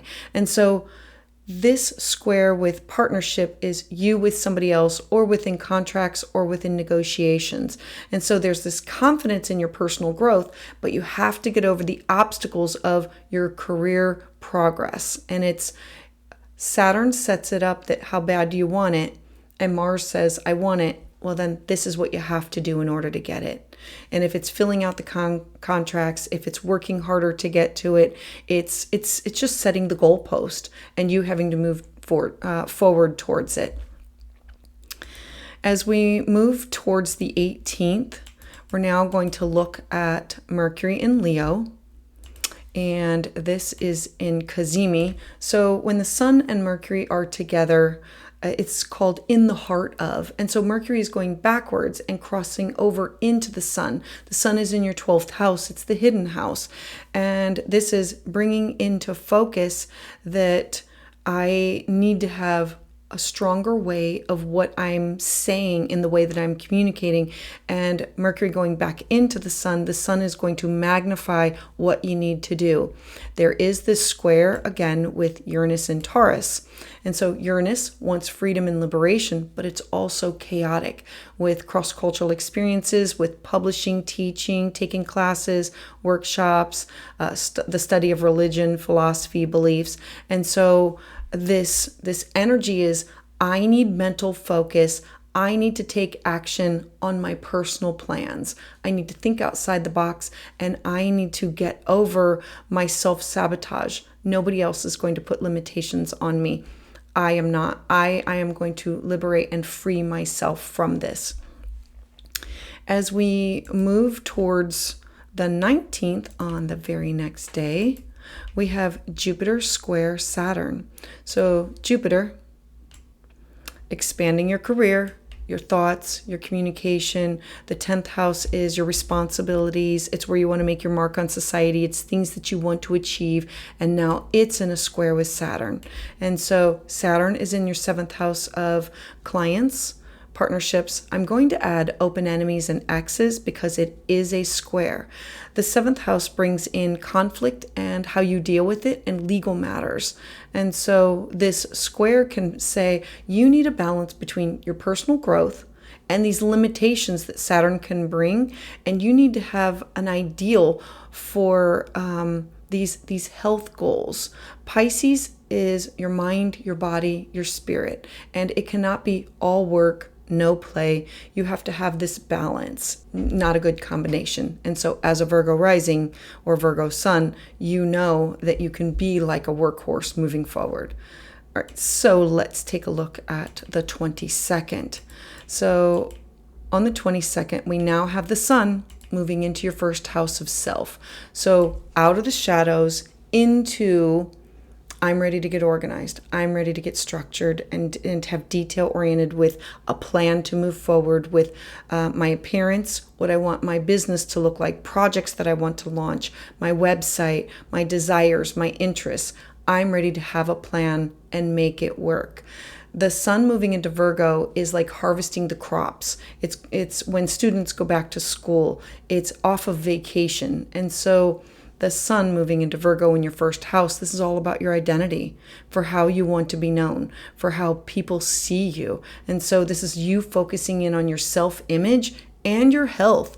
And there could be these conflicts that you might have in your social life, and you saying, I need to have balance in my life, and I got this. I'm going to work on me, my image, and my health.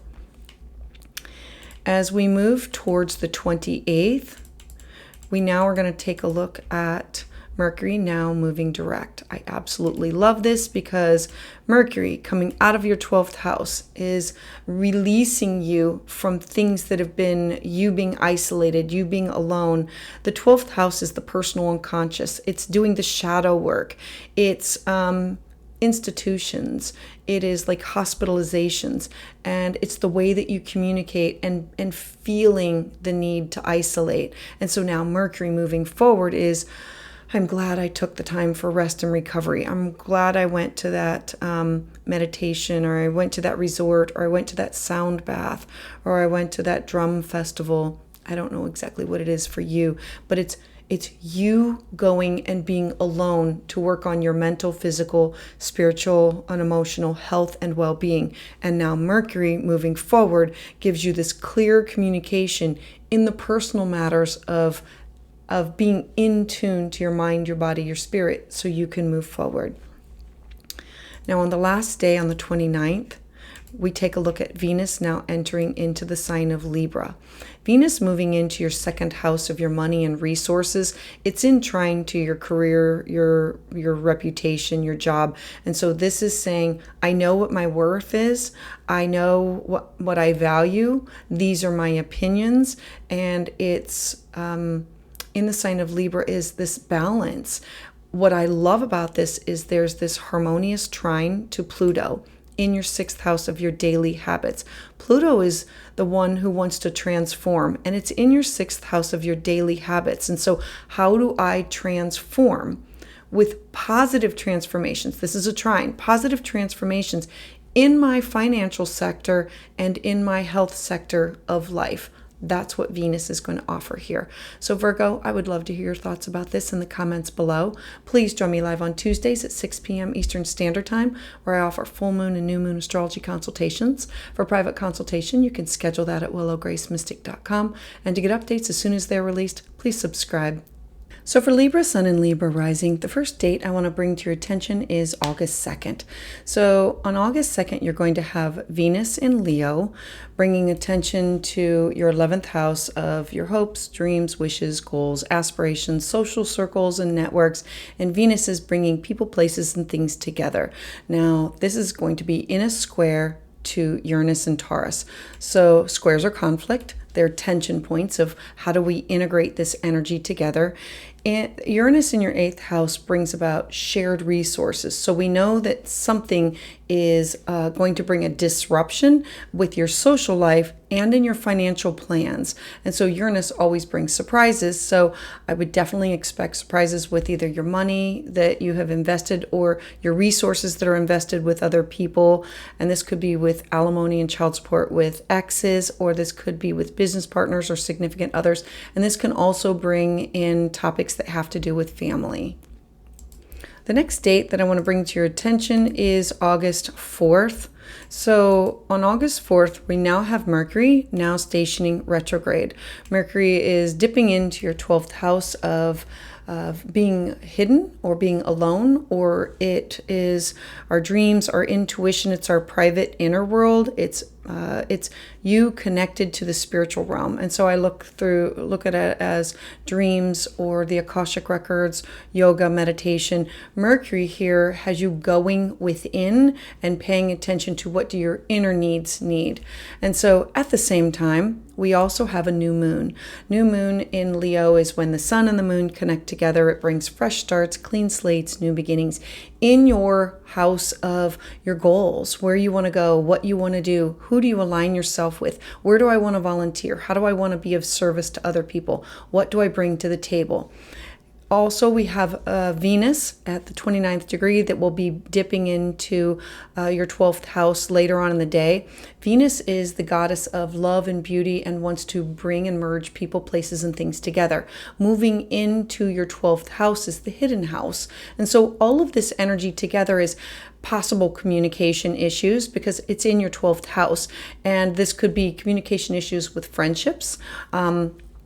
I'm looking at this as a fresh start with social groups and practical focus on your private life, knowing that you need to set aside time for being alone, like needing to have like your Zen den or your healthy routine of tapping in and saying, I need a massage, I need a Reiki practitioner. I need to do some shadow work.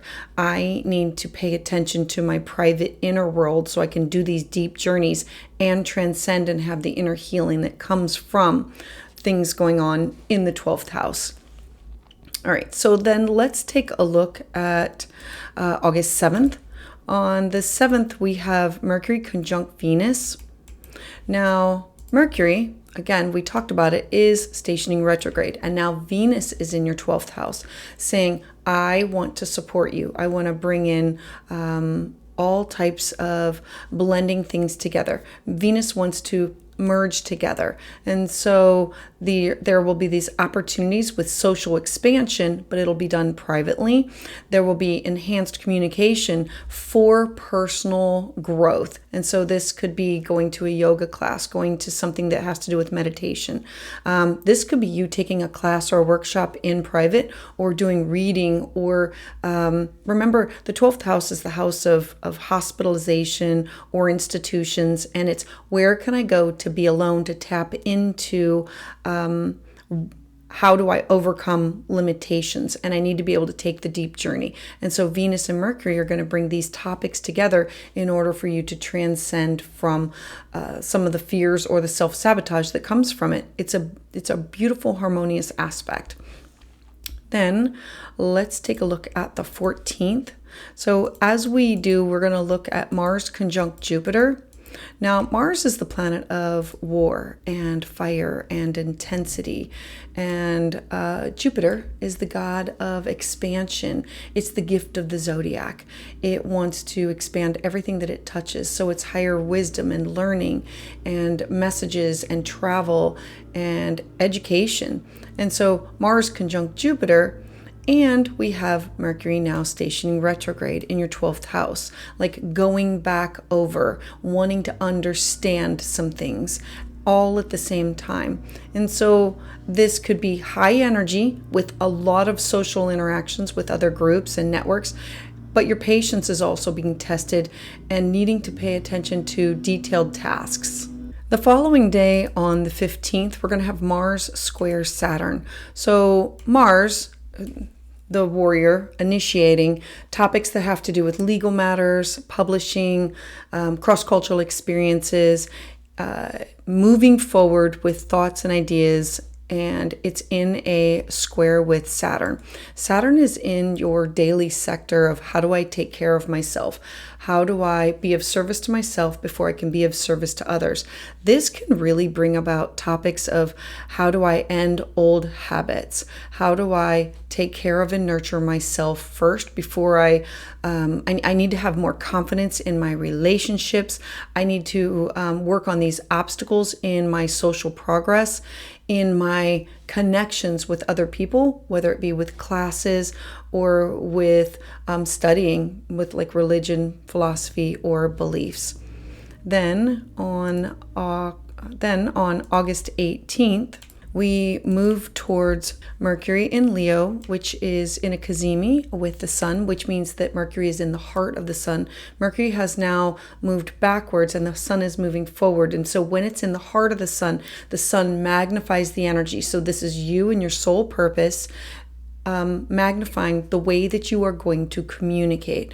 And so there's in a square with Uranus and Taurus. So we are going back to your resources that are connected to other people. And again, this can be family members, this can be exes, business partners, or significant others. The 8th house brings up topics of birth, death, rebirth, and transformation. The square brings about topics that has the sun magnifying the energy of Mercury, saying, I need to have mental focus on these issues, and I really need to implement how am I going to communicate where I have my resources connected with other people, or in my investments, meaning my time, my money, my energy. The 8th house is you connected with other people, and the 11th house is you also, but it's in shared creativity sectors. And so the square is saying, I need to have some type of a balance where I can implement these social plans and I'm not being pulled in one way or the other, with where I'm working from a space of fear. Then on the very next day, on the 19th, we look at Jupiter square Saturn. So Jupiter, it's his turn. Jupiter is the planet of abundance, wants to expand higher beliefs and ideas and thoughts and your connections to other people, publishing, legal matters. Jupiter is now going to be in a square with Saturn. Saturn is stationed retrograde, having you go within. Saturn in the 6th house really says, I need to focus on my mental, physical, spiritual health, well-being. I also need to find out where I can go to get resources for what I need. It's kind of like seeking out a counselor, a guide, a mentor. And so it's going within in order to move forward and figure out what's going on here, what's wrong, why can I not move forward? Squares are tension points. At the same time, you're going to have a full moon. So the sun is illuminating your 11th house with your aspirations and organizations and teams and peers and you in the outside world connected with others. But the moon is full in your 5th house. And so this is not just a regular full blue moon. This is a super full blue moon in the sign of Aquarius. Full moons are always endings and closures. They're culminations. And so this could be ending of a project and you're ready to move on. And this could be putting down or putting away of a project. This could have something to do with maybe your child graduating, the child moving out, child getting married. The topics range in anything that has to do with 5th house topics of you, lovers, childlike activities, creative projects. And so this could be the end of a partnership with a lover. Maybe you take it to a different level. And so it's not a lover, but we want to now be in a committed relationship of husband and wife. And so all of these topics are opportunities. And so it's the balance between your social growth, your limitations, and which is ideal for these community projects that you want to be part of and your networks that you want to expand upon. Having the sun in the 11th house really is a great opportunity for you to see, who am I connected to and why am I connected? How do I network within this realm of people, whether it be for business or for pleasure? Then I want to take a look at the 22nd. So on August 22nd, the sun is now going to enter into Virgo. The sun moving into the sign of Virgo is a time to get busy, get down to business. The sun in Virgo is like summer is over, kids go back to school, the crops are in, we need to harvest them, vacations are over, we need to plan. We need to quit playing so much and truly get down to business. The sun moving into your 12th house is, I now understand some of these difficulties that I have been having and how it's a repeated pattern. And so this could be, how do I clear out karma? How do I clear out the basement of my life? How do I heal and renew? How do I overcome these limitations? I need to be clear and concise and have an organized plan now that I know what it is. So it's you focusing on your private life, and there could be these potential conflicts with these social interactions that might pull you away from you doing the inner work. Then as we look at the 28th, it brings up topics that have to do with Mercury going direct. Mercury is in your 11th house, so now all those confusing conversations that you had with your friends or with work associates, peers, or collective activities, like where you go and you volunteer, and it's how do I help others? And now that Mercury is now moving direct in the sign of Leo, I'm able to clear up, redo, rethink, revise, reestablish, reconnect. And so you have probably gone through your social calendar and said, I no longer feel like this, that I want to belong to this Facebook group or to this bowling league. I need to move towards something that is that reflects who I am now. That is old. And so Mercury stationed retrograde here really had you going back over this. And so now there's going to be a lot more smoother communications in all social matters, in the way that you communicate and the networks that you move within. Then on the 29th, we now move to Venus entering into the sign of Libra, which is your first house, which I absolutely love this for you. Venus is the goddess of love and beauty, romance, and in the sign of Libra is bringing the attention to your personality, your appearance, things that you want to launch or start. It's your identity, your body, your general temperament. Venus here is like luxury items.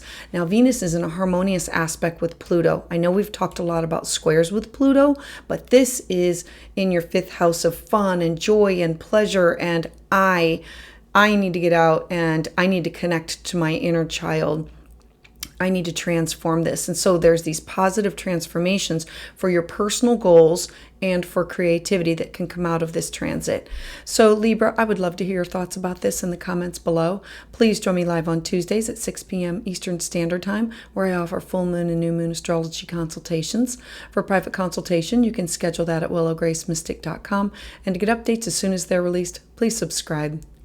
So for Scorpio Sun and Scorpio Rising, the first date that I want to bring to your attention is August 2nd. We're going to have Venus in Leo, and this is at the top of your chart. Your career, your reputation, your responsibilities, love and beauty and blending people, places, and things together. But it's in a square to Uranus and Taurus. So we know that Uranus and Taurus is in your 7th house of you plus somebody else. This can be business partners, clients, one-on-one relationships. I'm going to add in open enemies and exes. And so this can be surprises in your career or in your relationships or in negotiating contracts or in legal matters. So expect disruptions during this short transit. As we move towards August 4th, we now have Mercury stationing retrograde in the sign of Virgo in your 11th house of your goals, your networks, your aspirations, and who do you align yourself with to move forward with these goals. And so it's your community. Mercury, thoughts and ideas. We also need to bring in this cluster, this stellium. So the sun and the moon together form a new moon. So it's about a fresh start, clean slate, new beginning with something that has to do with your career, your reputation. The 10th house is what do you want to achieve, your professional life, your personal ambitions. You also have Venus here. Venus is the goddess of love and beauty, and she is slowly going to be shifting into the sign of Virgo on the same day. So bringing the attention to who do I align with to get to where I want to be? What does this look like? Mercury stationing retrograde brings you a little bit of confusion in your professional plans. And now you need this fresh start in order to move forward with your career goals. And you need practical focus on friendship because Venus is going to assist in how do I move forward with these goals. As you look at August 7th, we now have Venus and Mercury in a conjunction together, which means that they're taking their energy and blending it together to magnify it. Mercury is the way that we talk and share ideas, but it's stationed retrograde, going backwards. So reviewing, rethinking, revising, and that's all topics that have to do with your goals, your networks, your community, where I'm of service to others with community service, organizations and teams and peers that could be for work or for friends. Now, Venus brings in the wanting to unite together. So there's going to be these opportunities for career expansion, and it's about enhanced communication in all of your social circles. Like Venus is going to make beautiful words and like clear, concise in the directions, but like a revamping of. As we move to the 14th, on August 14th, it brings in topics that have to do with Mars conjunct Jupiter. So I absolutely love this, and that it's expanding. Jupiter wants to expand every topics that have to do with education, religion, philosophy, belief system. And Mars is actionable. Let's go after it.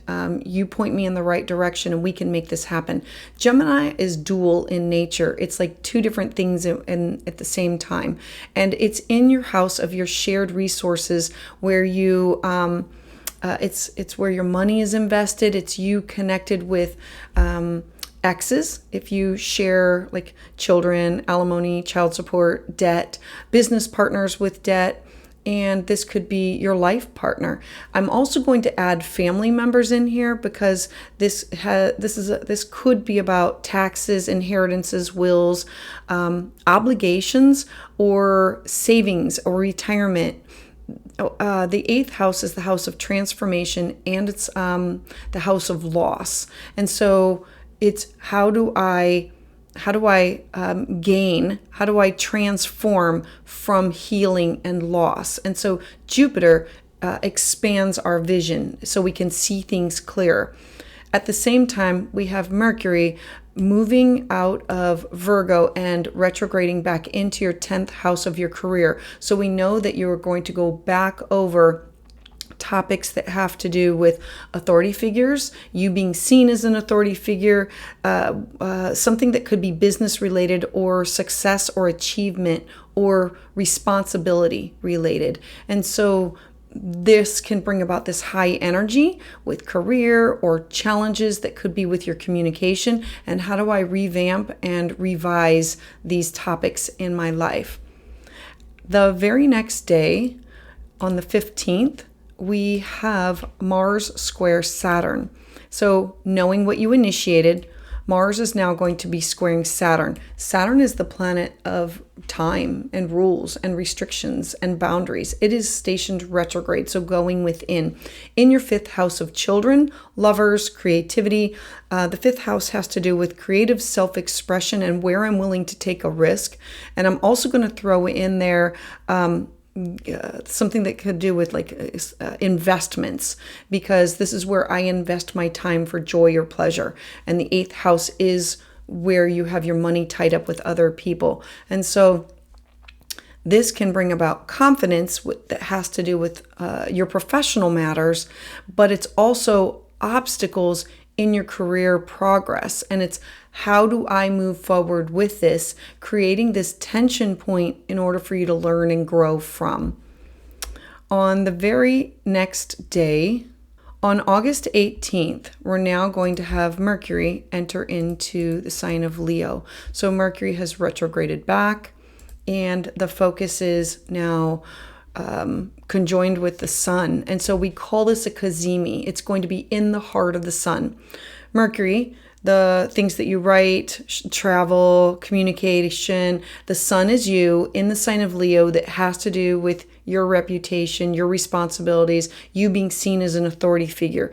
I love that that you have this cazimi here, because it's having the mental focus to take action on your career plans.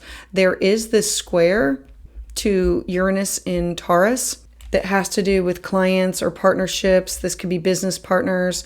I'm going to bring in the X's and the open enemies and the topics that have to do with conflict and legal matters, because the Kazemi could have you being crystal clear with what you are saying and rewriting contracts or things that you are doing that have to do with you plus somebody else. Remember, Uranus is shock and surprise, and in the 7th house is you with other people. And so what can come from this is a lot of mental focus and you taking action on your career plans on where do you need to move forward with the best success. Then on the 19th, we're going to have Jupiter in a square with Saturn. So Jupiter wanting to expand and Saturn wanting to constrict. Saturn wanting to go within, wanting to have these boundaries. Whenever a planet is in a square, it creates this point of tension for you to see and do things better. And so there's this balance that you need to keep, because you also have this blue full moon. The sun is completely focused on your job, your career, your reputation, you as an authority figure, your status. The moon is like illuminating and offering these endings or these culminations of topics that have to do with your home, your family, your traditions. And so there needs to be some kind of a balance here. There needs to be a balance between your career growth, these limitations. This is really an ideal time for home projects that you can finish or complete them and move forward. And this could be from investments. This could be like a child moving out of your home.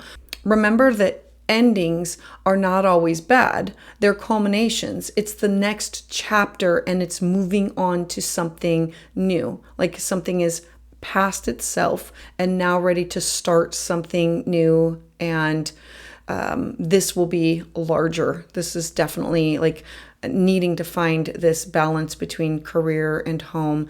And there could be some surprise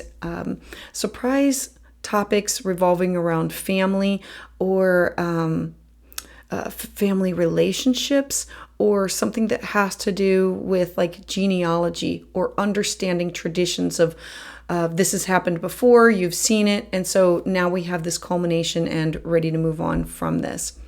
Now, the next date that I want to bring your attention to is August 22nd.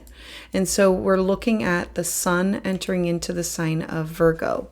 So the sun in Leo is quite different energy. It's more playful and joyful. And the sun in Virgo comes at a time of fall, and people go back to work, no longer on vacation. The crops need to be harvested. Kids go back to school. It's like, let's get down to business. Let's have an organized plan and have structure to our life. So the sun in Virgo in your 11th house of these are the people that this is what I need to do. I need to join these clubs, these organizations. This is what I want to do. My hopes, my dreams, my aspirations. Now, on August 22nd, it will have a focus on your social life, and there could be you needing to make the time to network and making those things happen with those people, because it's the connections that will provide you with where you want to go for your job. Then on the 28th, we look at Mercury now stationing direct in the sign of Leo. I love this because now all of the plans that you had that were with your job of rethinking, reviewing, revising, restructuring, reorganizing.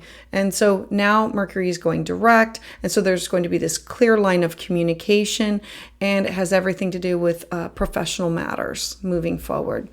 And the last date that I want to bring your attention to is on August 29th, and Venus now enters into the sign of Libra.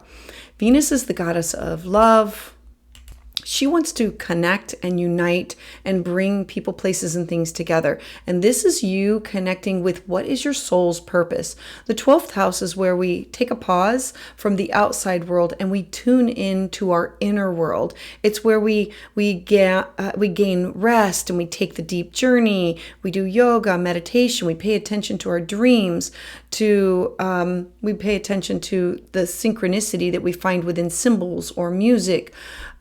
Now, Venus moving into the sign of Libra is in a beautiful, harmonious aspect with Pluto. Now, Pluto, remember, is the planet of birth, death, and rebirth and transformation. And a square to it is really a difficult aspect. This is a trine. So we know that this is an opportunity for you to set up at home where you can have these positive transformations in your home and in your personal family life, not just with yourself, but like creating a sanctuary of, I need calm. I do not need chaos. I need to be tapped into my connection to divine spirit, God, Goddess, Yahweh, Allah, Buddha. I need to have that in my life because things have been hard for you lately, Scorpio. So Scorpio, I would love to hear your thoughts about this in the comments below. Please join me live on Tuesdays at 6 p.m. Eastern Standard Time, where I offer full moon and new moon astrology consultations. For private consultation, you can schedule that at willowgracemystic.com. And to get updates as soon as they're released, please subscribe. So for Sagittarius Sun and Sagittarius Rising, the first date that I want to bring to your attention is August 2nd. You're going to have Venus in Leo, and Venus in Leo is really focused on playful, joyful energy. Venus wants to bring people, places, and things together.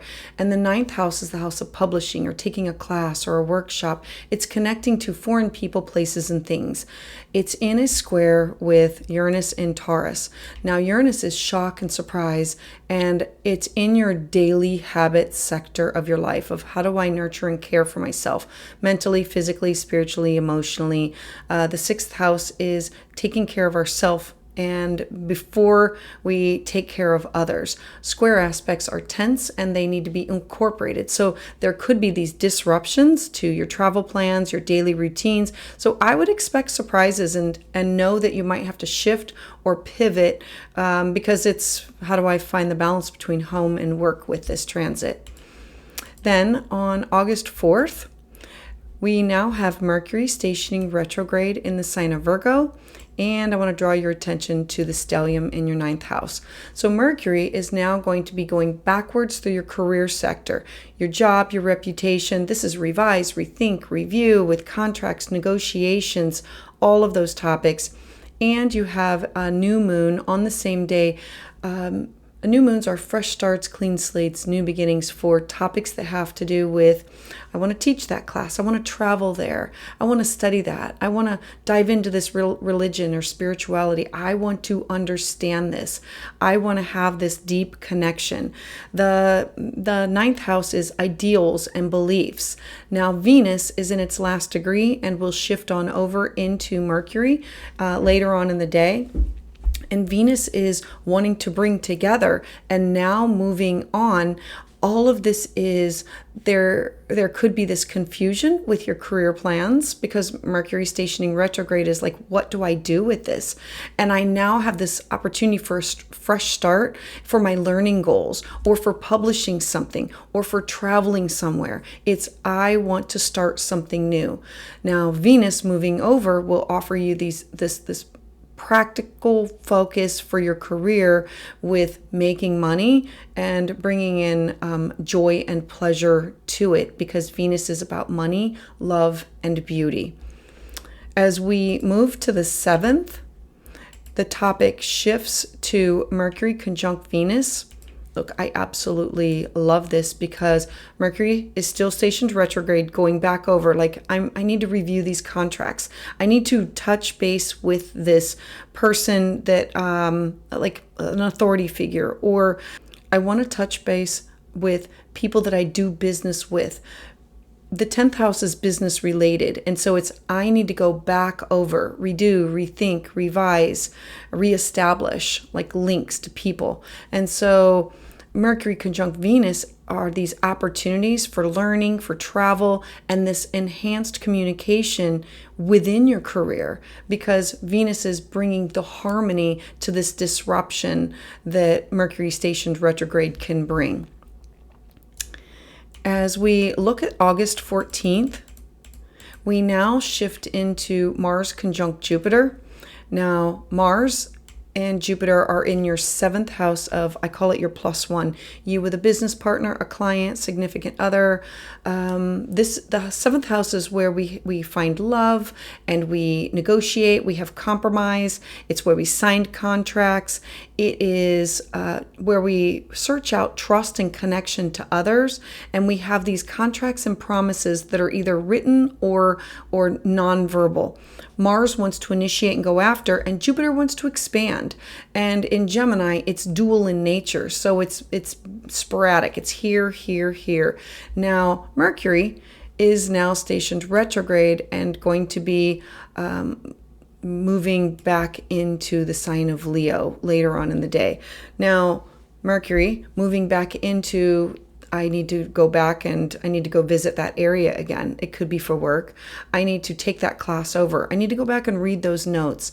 Oh, we need to go back and understand something that has to do with publishing or legal matters. It's going back over, fine-tuning and tweaking. So when you move forward, it is more thorough. The opportunity that we can gain from this is a lot of high energy from connecting with others, learning, traveling, and there can be some type of a challenge that has to do with communication or missteps of being late or wanting to go there or having travel disruptions of tickets, plane, or the publisher didn't get something, the email did not get sent there. But it's the square between this mishap of misunderstandings. On the very next day, we look at Mars squaring Saturn on the 15th. So Mars is still pushing forward, trying to initiate, but Saturn is in your 4th house of your home and your traditions. The 4th house represents your living situation. And so something that has to do with partnerships and your living situation is in a conflict. Saturn is stationed retrograde, so it's going within. I need to have confidence in how I'm moving forward with my partner and what does my home life look like? What does my foundation look like? The 4th house represents your past, your personal life, your ancestors, your foundation, but it also represents like real estate, property. It represents your home, but it also represents your city, your state, and your country. And so there's this square coming on between you and somebody else, you and a business partner, I'm going to bring in open enemies and exes because this is a conflict of a misunderstanding. And how do we work past that? As we move to August 18th, the topic shifts to Mercury in Leo, and it is in a square with Uranus and Taurus. So remember, squares are tension points. They're opportunities to push forth and learn. Mercury stationing retrograde here has you going back and saying, I just left there. I now need to go back. I don't understand this. It has to do with education, religion, philosophy. I would say truly have an open mind with this because it could have topics that have to do with politics. Uranus is shock, surprise, and like it's a stroke of genius, but it's also, it catches you off guard. And so there needs to be this mental focus because Mercury is in a cazimi with the sun, and Mercury backed up with the sun, and the sun is magnifying the way that you are talking, sharing, and communicating your ideas to others. A cazimi, or they call it in the heart of, really takes the information and says, I'm going to bring a focus to what you want to say. So it's mental focus, you taking action, and this could be on learning, or this could have to do something with your daily habits and getting rid of an old habit, or establishing a healthy daily routine that you can keep pace with. Then on the very next day, the 19th, Jupiter is going to square with Saturn. So Jupiter is still in your 7th house, going to be here until next summer, bringing you abundance, wanting to expand everything. But remember, too much of a good thing can be difficult. And so the square with Saturn is partnership again, that has to do with home and family. And so this square is, how do I balance my learning, my growth, and limitations? And this could be the limitations of somebody at home not understanding something. This could be with different political views. This can be with the way that you want to raise your children, the way that you want to live. These topics are about limitations, and so it's ideal for communication in using the Pisces energy of going with the flow, being open-minded, and having some form of a compromise in order to move forward. Then as we look at August 22nd, we now have the sun entering into the sign of Virgo. Now it's time to get down to business. The sun in Leo is fun and joy and play, and the sun in Virgo is like when we go back to work, no more vacation. It's fall, we harvest the crops, kids go back to school, and so it's get organized, pay attention to the detail, get structured, like this is what we need to do, and this is all about your career. And so this is career, job, reputation, professional endeavors. It's you saying, I have been playing way too long. I need to get back down to business and put my career back on the right path where I might have played a little too much or gotten swayed off track. On August 28th, it brings in topics of Mercury now stationing direct in Leo. I love this because now any of the confusion that you had with contracts or negotiations or travel, now everything starts to clear itself up. And so it's clear communication that has to do with learning matters, legal matters, publishing, things that have to do with school, anything that have to do with work related. I absolutely, it's like going to be a breath of fresh air for you. And then on August 29th, we now have Venus entering into the sign of Libra. Venus wants to unite and bring together and love and beauty and money. And she's in a harmonious aspect, which I absolutely love with Pluto. We've talked about Pluto and the squares to Pluto that cause conflict. A trine offers a gift or an opportunity in order to transform. And so it's in your 3rd house of communication. So there's these positive transformations in your social life and with groups and networks and with your neighbors, siblings, cousins, and in with the material that you take in. This could be Facebook, Instagram, email, phone, and it's how do you process it and send it back out. So this could be using science or technology also to help you. So Sagittarius, I would love to hear your thoughts about this in the comments below. Please join me live on Tuesdays at 6 p.m. Eastern Standard Time, where I offer full moon and new moon astrology consultations. For private consultation, you can schedule that at willowgracemystic.com. And to get updates as soon as they're released, please subscribe. So for Capricorn Sun and Capricorn Rising, the first date that I want to bring to your attention is August 2nd, and that is Venus is in Leo in your 8th house. That is your shared resource sector. That is you combining with a business partner, significant other, with debt, or this could be an ex. This could be with family members because it's the house of deep bonding, and it's where we are connected with other people psychologically. Like it's connected and bonded together. Now, there's a square to Uranus and Taurus. So Uranus is in your 6th house. So we know so Uranus is in your 5th house, and your 5th house is of children, lovers, and where we want to take a risk. And I want to bring in investments because the 5th house is the house of investments, and the 8th house is you sharing your resources with other people. And so this can bring about topics that are unexpected changes in financial matters of where your money is invested or where your time is invested, and in the idea of creativity or something that has to do with children. So I would definitely expect disruptions in this area and learning I need to pivot quickly with this. It's going to be short-lived and it'll be over, but it'll be a quick, hard and fast. The next is on August 4th, and we now have Mercury stationing retrograde. And I want to bring up all of this because you have a stellium in your 8th house. So the first is Mercury now stationing retrograde in your 9th house. I have to travel back there for work. I need to take that class over again. The legal papers, something was not signed. I wanted to publish this. Something is wrong with it. It's going back and fine-tuning and tweaking. Now, there is this new moon in your 8th house. This is a clean start, a fresh new beginning of you connected with somebody else. This could be through an ex with alimony and child support. This could be with the debt that you and your business partner own. Now, Venus is now going to be shifting over later on in the day into your 9th house. So that is this more positive that comes from this, because there can be confusion with your travel plans, but there's this fresh start in all of your financial matters of your time and your money that's invested with other people. And then there's this practical focus on learning or connecting to foreign people, places, and things with Venus.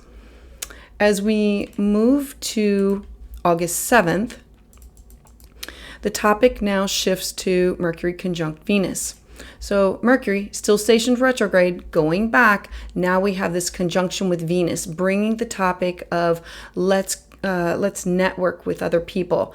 And so the topic revolves around opportunities in the financial growth, bringing in the Venus, enhanced communication in learning, in what you're publishing, in religion or philosophy or beliefs.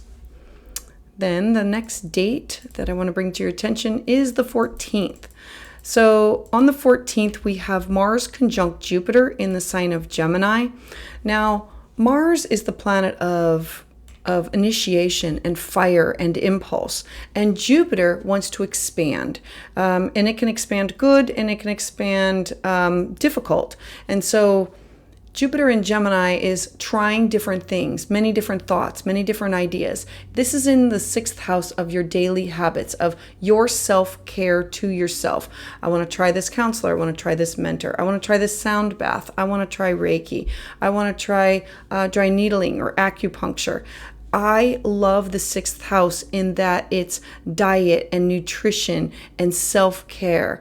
It's also the house of pets and where we seek out guidance from mentors or like your aunts, your uncles, or a counselor. And so this is initiating some things in order to move forward and grow from them. Now, at the same time, Mercury is now going to station retrograde. So now travel for you, classes, workshops, publishing, legal matters are now going to put you on a pause of I need to rethink, slow down, review, revise, all of those topics in your life. Now, expect to have this high energy, and there could be some challenges in communication, but I really love that this Mars and Jupiter here is, I want to try this, I want to try this, I want to explore this, I want to understand this. And it's the balance between home and work. Now, on the very next day, on the 15th, we're going to have Mars now square Saturn. Mars, of what you've initiated, is in a square with Saturn, and that is in your 3rd house of communication. Saturn is currently retrograde, going within, and it's focusing on limitations and time and boundaries. Mars square Saturn brings about, I need to communicate my confidence in financial matters, in obstacles that have to do with my mental, physical, spiritual, and health and well-being. Saturn in Pisces is the way that you are communicating with neighbors and siblings and cousins and like people that are close to you. And your 6th house is all going to be about you initiating for your best and highest good for your health and well-being. As we move to the 18th, we now shift gears and we bring in Mercury in Leo, and it is in a cazimi with the sun. I love this because it's in the heart of the sun. Mercury is stationed retrograde, but it is now backing up into the sun, and the sun is magnifying its beams and saying, let me help you with communication in your 8th house of you connected with other people, your shared resources sector.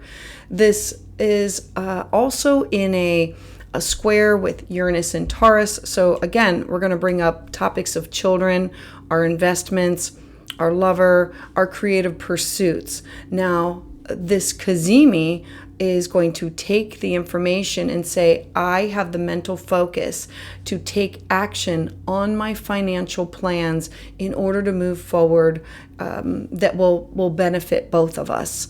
Uranus is always the shock and surprise, but the sun is really going to give you the clarity that you need in order to navigate this Mercury retrograde.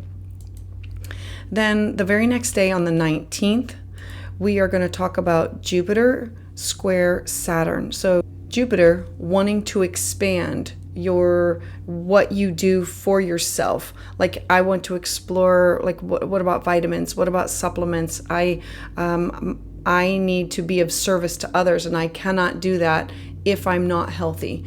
Now, it's in a square with Saturn, and Saturn in Pisces is retrograde, and it's confusing the way that you are communicating and the information that you are gathering. The 3rd house is where we gather basic information and where we connect with others and talk and exchange ideas. What makes this transit a little bit more difficult is that we have the sun in Leo in your 8th house, totally illuminating you and your connections with other people, like where you are sharing everything with everybody, or where you are invested your time, your money, your effort, your energy with other people. And we have this full moon, a full super blue moon in the sign of Aquarius in your 2nd house of your money, your cash, your property, your skill set, your personal resources. The 2nd house is, what do I need in order to feel secure? And so now we have this full moon, and we have Jupiter squaring with Saturn, and one wants to expand and the other one wants to contract. And so I need to find a balance between my financial growth and the limitations that I have. This is really going to be ideal for your investments, because Saturn is going to say, slow down and look at growth over time and look at where you want to grow. It'll be for your best and highest good in order to move forward. Then I want to take a look at the 22nd. So now we have the sun moving into the sign of Virgo. Now, the sun in Leo has this energy of fun and joy, and the sun in Virgo it's an earth sign. Virgo comes at the end of a growing season. So thinking about having to stop and harvest, and kids go back to school, and we're no longer on vacation. So the sun in Virgo it's time to get down to business. And in your 9th house is, I need to finish this class. I need to graduate. I need to get this published. I need to get down to business with what do I want to do with study, with ceremonies, like graduation ceremonies. The 9th house has everything to do with universities and these cross-cultural experiences. And now is the time. And so this is going to be a focus on learning, and there could be some conflicts with finances because we have Venus in a square. Then as we move forward to the 28th, I want to bring your attention to Mercury now moving direct. I absolutely love this, because now the communication errors that you were having. Remember that Mercury is contracts, it's travel, and it's revise, rethink, review. And these are your contracts that you have with other people that can be family members and exes and business partners. And this really has you going back over taboo topics that we normally don't discuss. Mercury is now going to be moving direct. So the communication is now going to clear up in all financial matters. You're going to be able to see where the glitches were, and now you're going to be able to clear it all up. You're going to have a clean board to work with and say, this is what I want to do in order to move forward. So you're going to be able to adjust and correct where things may have been off track because you didn't have all of the facts. And the last day is on August 29th. And so we have Venus entering into the sign of Libra, which is at the top of your chart. So we know your career, your reputation, your goals, your job, your success, anything that you want to achieve. Venus is here. Venus is love. beauty and money, bringing her attention to finding this balance. She is in a harmonious trine with Pluto in your second house. Normally, we've been talking about Pluto in squares that have been causing tension points. A trine is a harmonious aspect that says, I'm willing to work with you in order to transform your money, your resources, your skill set. This transit is positive transformation in your career and in your financial goal sector of your life. So Capricorn, I would love to hear your thoughts about this in the comments below. Please join me live on Tuesdays where I offer full moon and new moon astrology consultations. For private consultation, you can schedule that at willowgracemystic.com. And to get updates as soon as they're released, please subscribe. So for Aquarius Sun and Aquarius Rising, the first date of August that I want to bring your attention to is August 2nd. So we have Venus in Leo. So Venus is the goddess of love and beauty and money and resources in your 7th house of partnership, you plus somebody else. So this could be a business partner, significant other, client. I absolutely love when Venus is in Leo, but she is in a square with Uranus and Taurus. So this has something to do with a conflict or a tension point with partnership. So the 7th house can also be open enemies and exes. And so there can be this disruption in relationships and your home life. So I would expect some kind of surprise that you're going to have to negotiate or compromise in order to work some things out on this day. As we move to August 4th, Mercury is now going to station retrograde in the sign of Virgo. So Mercury, thoughts, ideas, communication, and this is in your 8th house of your resources that are tied up with other people. So debt, alimony, wills. This is bankruptcy, retirement, savings. The 8th house represents you and your resources that are linked with somebody that you are in some type of a committed or were in a committed relationship. So it could be like an ex. And so Mercury here, we now have this stellium in your 7th house. The 7th house is your 1+1 house, your significant other, business partner, best friend. I love this house. And so you have the sun and moon in a conjunction, which means they're forming a new moon. So it's time to plant seeds, a fresh start, a clean slate, a new beginning. And we have Venus getting ready to move out of Leo and into the sign of Virgo, bringing attention to your 8th house again.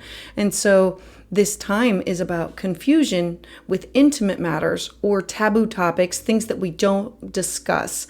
But there's this fresh start in relationships and this practical focus on the shared resources. So you're going to have this new opportunity to either sign documents or be in a committed relationship or reaching out with new clients, and a little bit of a confusion of like, we need to be able to discuss these taboo topics.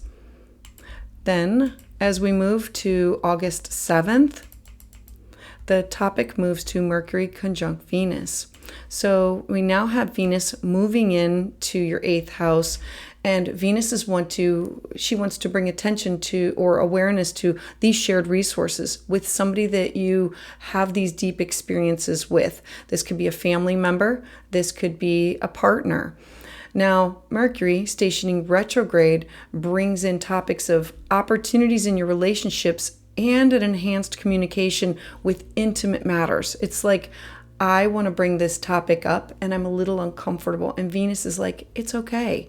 Let's talk about this. Let's bring it out into the open. I'm a safe person and this is a good time. Then I want to move to the 14th. So then the energy shifts to Mars conjunct Jupiter. Mars is the planet of like the warrior. It's action oriented, and Jupiter is the expansive planet that wants to expand in religion or philosophy or belief and in hope, and it's education and it's travel. And the two of these together in your 5th house could mean something that your child is leaving or your child is moving or your child is doing something, or it's connecting with a lover. The 5th house also brings in topics of investments or where I'm willing to gamble or go out on a limb. It's creative projects that include like art or music. Now, at the same time, we have Mercury now stationing retrograde and moving back into your partnership sector. So now you're going to take like a second look at a contract, or somebody from your past can definitely swing back in for a second go round. So you have this high energy in your relationships and with creative projects.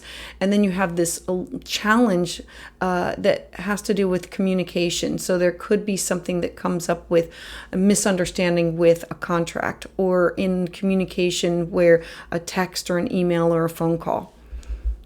Then on the very next day, on the 15th, we have Mars square Saturn. So knowing that you're starting something, and now we have this square to Saturn in your second house of your personal resources. The second house has to do with your cash, your property, your skill set, and Mars going after something, and Saturn saying, I need you to slow down. I'm retrograde. I need you to rethink this. We have a goal here. We have to, Saturn is the planet of time and of boundaries and limitations. And so there's this confidence in your intimate matters, but there's obstacles in your relationship and progress. And we have to stop and pause and talk a little bit about things before we move forward. Now, the next date that I want to bring your attention to is the 18th. And on the 18th, we have Mercury in Leo. And it is in a beautiful, harmonious aspect with the sun. It is in conjunction, or a cazimi, or in the heart of the sun. Mercury is going backwards, retrograde, having to review, rethink, rewind, all topics that have to do with partnership or contracts, negotiations, or love. And the sun is you, like being the focus of. Now, on the same date, we have this square to Uranus in Taurus. And so we know that there's going to be this tension point of something that has to do with your family or your living situation, or uncomfortable obstacle that needs to be worked through. The sun is going to offer you the mental focus for you to be able to find your words, take action on your relationship plans, and on all contracts. The seventh house brings up, how do you handle conflict and legal matters? And the sun here is really going to fine tune and help you tweak this, because Mercury is retrograde. It makes life a little bit harder. As we move forward one day to the 19th, we're now going to have Jupiter square Saturn. Jupiter wanting to expand, and Saturn saying, putting the brakes on things and saying, we need to slow down, we need to stop, there's limitations here. The topic brings more of a focus because the sun is in your seventh house. And it's bringing attention to you in partnership, or you in contracts or agreements with other people, but you are having a full moon. And it's not just a regular, it's a super full blue moon in your first house of self. We know that these aspects have everything to do with some type of an ending with you, your personality, your appearance, projects that you've started. The first house is everything that has to do with you being seen. I always say it's like your business card or your website. And so you're going to have some kind of a culmination, some kind of a closure, an ending. And this could have to do with partnership and you. And this could be a natural ending. A friend could move away, a client could no longer need your service, and then that will in turn affect the square that's going on between Saturn and Jupiter. So there needs to be this balance between personal growth, your limitations, and this is really going to be a good time for your personal projects. And what do I want to initiate? What am I ready to move on from? As we look to the next date, it's August 22nd, and the sun is now going to enter into the sign of Virgo. Now, the sun in Leo is this fired up energy that had to do with partnership. The sun in Virgo is quite different. Virgo is an earth sign, and so Virgo is at the end of a growing season. So think about having to go out and harvest, or kids go back to school, or we're no longer on vacation. So it's, I need to get back down to business. I need to have a plan. I need to be organized. I need to be structured. I need to make this happen.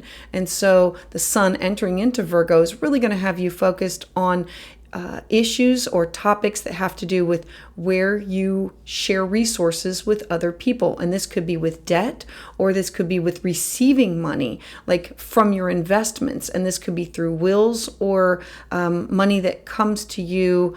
There can be more of a focus on your connections or contacts that you have with other people, because the eighth house is the house of taboo topics, and it's deep and psychological, where we are bonded with other people for good or for bad. And so the sun moving into here is really going to have you put your nose to the grindstone with, where are my investments everywhere? And that means time and money. All right, so then on August 28th, we take a look at Mercury now stationing direct into the sign of Leo. Things are now going to start to clear up. I love this because it's clear communication with contracts, with intimate matters. The seventh house is legal matters. It is negotiations. It is... Look, I love that it's finally going to be able to clear some things up, because this is review, rethink, revise, and this could be somebody who came back into your life, and now you understand like why you parted ways. When Mercury stations retrograde in your seventh house of partnerships, sometimes it brings them back in for an understanding of why are things the way they are, or it's understanding the way contracts are, or why did I have to clear up this contract. So then on the 29th, I want to bring up the last one, which is Venus entering into the sign of Libra. Now, Venus is very happy in Libra. She wants to bring together, she's money, she's values, she's everything that has to do with beauty. And the ninth house has to do with these cross-cultural experiences, you taking a class or a workshop or traveling there. Now, the beautiful thing about this is she's in a trine to Pluto in your first house of self. So we know that this has everything to do with you, your identity, things that you want to start, projects, activities, business. This could be, like I always say, business card, website. It's you being seen. And Pluto is the planet of transformation. And this is a harmonious aspect that says, I am ready to transform who I am. And I want to, I'm ready to dive in and take this class. I'm ready to publish this. Let's tackle the legal matters. Let's move on from this. I want to teach this. I want to experience. The ninth house is law, advertising. It's about dreams and visions, and it's you going after those things. And Pluto wants to make sure that those things happen. So Aquarius, I would love to hear your thoughts about this in the comments below. Please join me live on Tuesdays at 6 p.m. Eastern Standard Time, where I offer full moon and new moon astrology consultations. For private consultation, you can schedule that at willowgracemystic.com. And to get updates as soon as they're released, please subscribe. So for Pisces Sun and Pisces Rising, the first date that I want to bring your attention to is August 2nd, where you have Venus in Leo, and she is in a square with Uranus in Taurus. And so Uranus is in your third house of communication. So Venus in your sixth house is your daily habits, your self-care, needing self-love, self-care. And Leo is all about you, your body, your mind, your spirit. And like Venus is, I need to take care of this. Uranus in Taurus is shock and surprise. And so there can be these disruptions in your health routines, in the way that you communicate it with your neighbors, your siblings, your cousins, or things that are closer to home. And so there could be some surprises or hiccups that come up, and they can challenge you in your flexibility. The next date that I want to bring your attention to is August 4th. So we're now going to have Mercury station retrograde in the sign of Virgo. Mercury is in your seventh house of partnership, and this has to do with love and contracts and negotiation.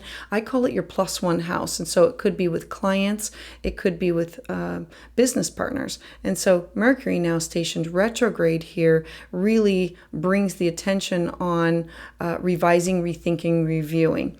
What else is going on the same day is the stellium in your sixth house. Like your daily habits and you getting rid of old habits is really paramount here.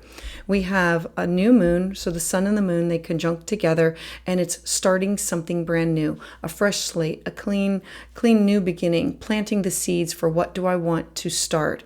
And Venus is ready to move on, like within degrees of moving into your partnership sector. And so there can be confusion in some of your relationships or in negotiations or contracts. And along with it, this brings in topics of, I'm now going to have a fresh start for my daily routines, for my healthcare practices. I need to have practical focus on what do I look for in partnership, and that's in friends or in other with business partners. A new moon in your 6th house really brings attention to nutrition, diet, and searching out a mentor or a guide and looking at alternative healing practices for success. Then I want to talk about August 7th. So this brings Mercury conjunct Venus. Now, Mercury is still stationed retrograde, going back over. This could really bring in clients from your past or exes from your past, or it brings people, places, and things from our past back into focus. This can also be like, I want to tap back out. I used to do business with you, like you were a client of mine, and it's rethink, review, revise, rewind, and then Venus brings the love, the beauty, the money, the resources that can come from this. So there's going to be these opportunities that are going to be enhanced through communication in your relationships. And remember that the 7th house is negotiation and cooperation, and how do you handle conflict and legal matters. And so with Mercury stationed retrograde, Venus will be able to smooth any of the wrinkles that you may have for you and make things a little bit easier. Next up is August 14th, and on this day, we are looking at a Mars conjunct Jupiter in Gemini. This is in your 4th house of your home, your family, your roots, your foundation. Remember that your home is just not like the house that you live in or the apartment or condo. It is the land. So it can be your town, your city, your state, your country. And so it can bring in all topics of your living situation, your personal life. Mars conjunct Jupiter is Mars, I want to initiate, I want to go after, and Jupiter is I want to expand. Now at the same time, we have Mercury dipping out of your 7th house and into your 6th house of your daily habits of, I need to make sure that I'm finding a balance between my home and my work and taking care of myself. And so there's going to be this high energy with home projects, but you can be challenged by daily tasks and needing to stay on top of them. Now, the very next day of August 15th, we're going to have Mars square Saturn. So Mars, still in your 4th house, is now squaring Saturn in your 1st house of self. Saturn is stationed retrograde in your 1st house of your identity, projects that you want to start, your business card, your website. It's who you are, your appearance. It's you being watery and fluid, but needing to have healthy boundaries and structure. Saturn wants to constrict, and it's about time and binding. Mars wants to initiate. This transit really brings you confidence in these matters of, I can overcome this obstacle that has to do with my home, with my traditions, that has to do with something with genealogy, like finding out something about yourself. The 4th house is real estate or property. It's about those people that have shaped you and your living situation, and it's how do I overcome the obstacle. A square is a tension point where these two areas of your life are not in agreement, and so it's a challenge to move past this. The next date that I want to bring to your attention is August 18th. And so here we're going to look at Mercury in Leo. And I love this because if you're going to have Mercury retrograde, have it back up into the sun. And it's called in the heart of the sun or in a cazimi. And so the sun is magnifying the rays of the way that you are communicating. And so there is this square to Uranus. And so Uranus is in the house of communication with neighbors, siblings, cousins, in classes or workshops, or it's how you gather information and disseminate the information. And so at the same time, we have this mental focus and how can I implement something that's good and healthy for me in order to follow through with it. Remember that the sixth house is your daily habits, and it's how do I get rid of old habits? How do I focus on my mental, my physical, my emotional, spiritual health and well-being? And the sun with Mercury is going to make it clear the way that you can communicate it with people that are close to you in order for you to stay on track for what you want to do. Then I want to talk about the very next day on the 19th. So we're going to have Jupiter square Saturn, and Jupiter being in your fourth house, wanting to expand some things, but squaring your first house of self and identity. So Jupiter wanting to expand, Saturn wanting to constrict and having these boundaries at the same time of this blue full moon. You have the sun focused on your daily habits, and you have a full moon in your 12th house of self-sabotage or hidden fears of, am I taking very good care of myself? This transit needs to be, I need to balance my home, my growth, my limitations. I need to focus on introspective projects. Usually a full moon in the 12th house is like an ending to a healthcare difficulty, because the 12th house is the house of isolation. And so this could be, it could also reveal things like scandal. The 12th house is where I connect to divine and spirit. And so the sun is revealing areas of your life where you need to bring a focus to. And Saturn in your first house is you and your identity. Then as we move to the 22nd, we now have the sun moving into the sign of Virgo. Now, the sun in Leo has a different kind of energy. It's fiery, it's passionate, and it's full of joy and wanting to play. The sun in Virgo is earth and grounded, and let's get down to business. It's at the end of a harvest, and it's time to like bring in the harvest. Kids go back to school. People are no longer on vacation, they go back to work. So it's let's get down to business. The sun moving into your seventh house of +1 is look, I need to pay attention to these legal matters. I need to draw attention to how can I move forward with these contracts, these social promises that I said that I was going to get to, and now the summer is almost over, and I really need to make this happen. I've been dilly-dallying long enough, and so it's negotiation, cooperation, and a connection to others. And so the sun in Virgo is, I'm now ready to make this concerted effort, and I'm going to focus on the relationships, and I'm going to focus on everything I can do to have success and cooperation in this area. Now, the next date is on August 28th, where the topic now is the Mercury stationing direct in the sign of Leo. So now the retrograde is over, and it's now going to make its third pass and move forward and untangle all of the difficulties. Usually when there's a retrograde in your sixth house, it's I have to go back in for a procedure. I have to refocus on this, or it's a review, rethink, revise. I need to get back on track where I was living life healthy, and then I enjoyed my time for the summer, and I had a lot of ice cream, or I had a lot of adult beverages and snack food. And so now I need to get back on the wagon. Mercury direct in Leo is really going to clear up the communications with your daily routines and getting back on track. So, it's mental, physical, spiritual. Like I need to reach back out to the counselor, the mentor. I've, see my chiropractor. I need to establish those things because I was off track for a while. And the last date is August 29th. And so now we have Venus in a harmonious trine. Like, I love this. Venus is in your 8th house. Venus wants to combine and bring together and discuss openly taboo topics. And Venus is in this harmonious trine to Pluto.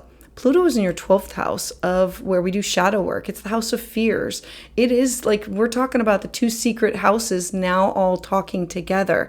And so Pluto is offering transformation of your 12th house of isolation. And so this is about positive transformation in shared resources in order to create healthier communication and a healthier bonding with intimacy with partners in your life. So Pisces, I would love to hear your thoughts about this in the comments below. Please join me live on Tuesdays at 6 p.m. Eastern Standard Time, where I offer full moon and new moon astrology consultations. For private consultation, you can schedule that at willowgracemystic.com. And to get updates as soon as they're released, please subscribe.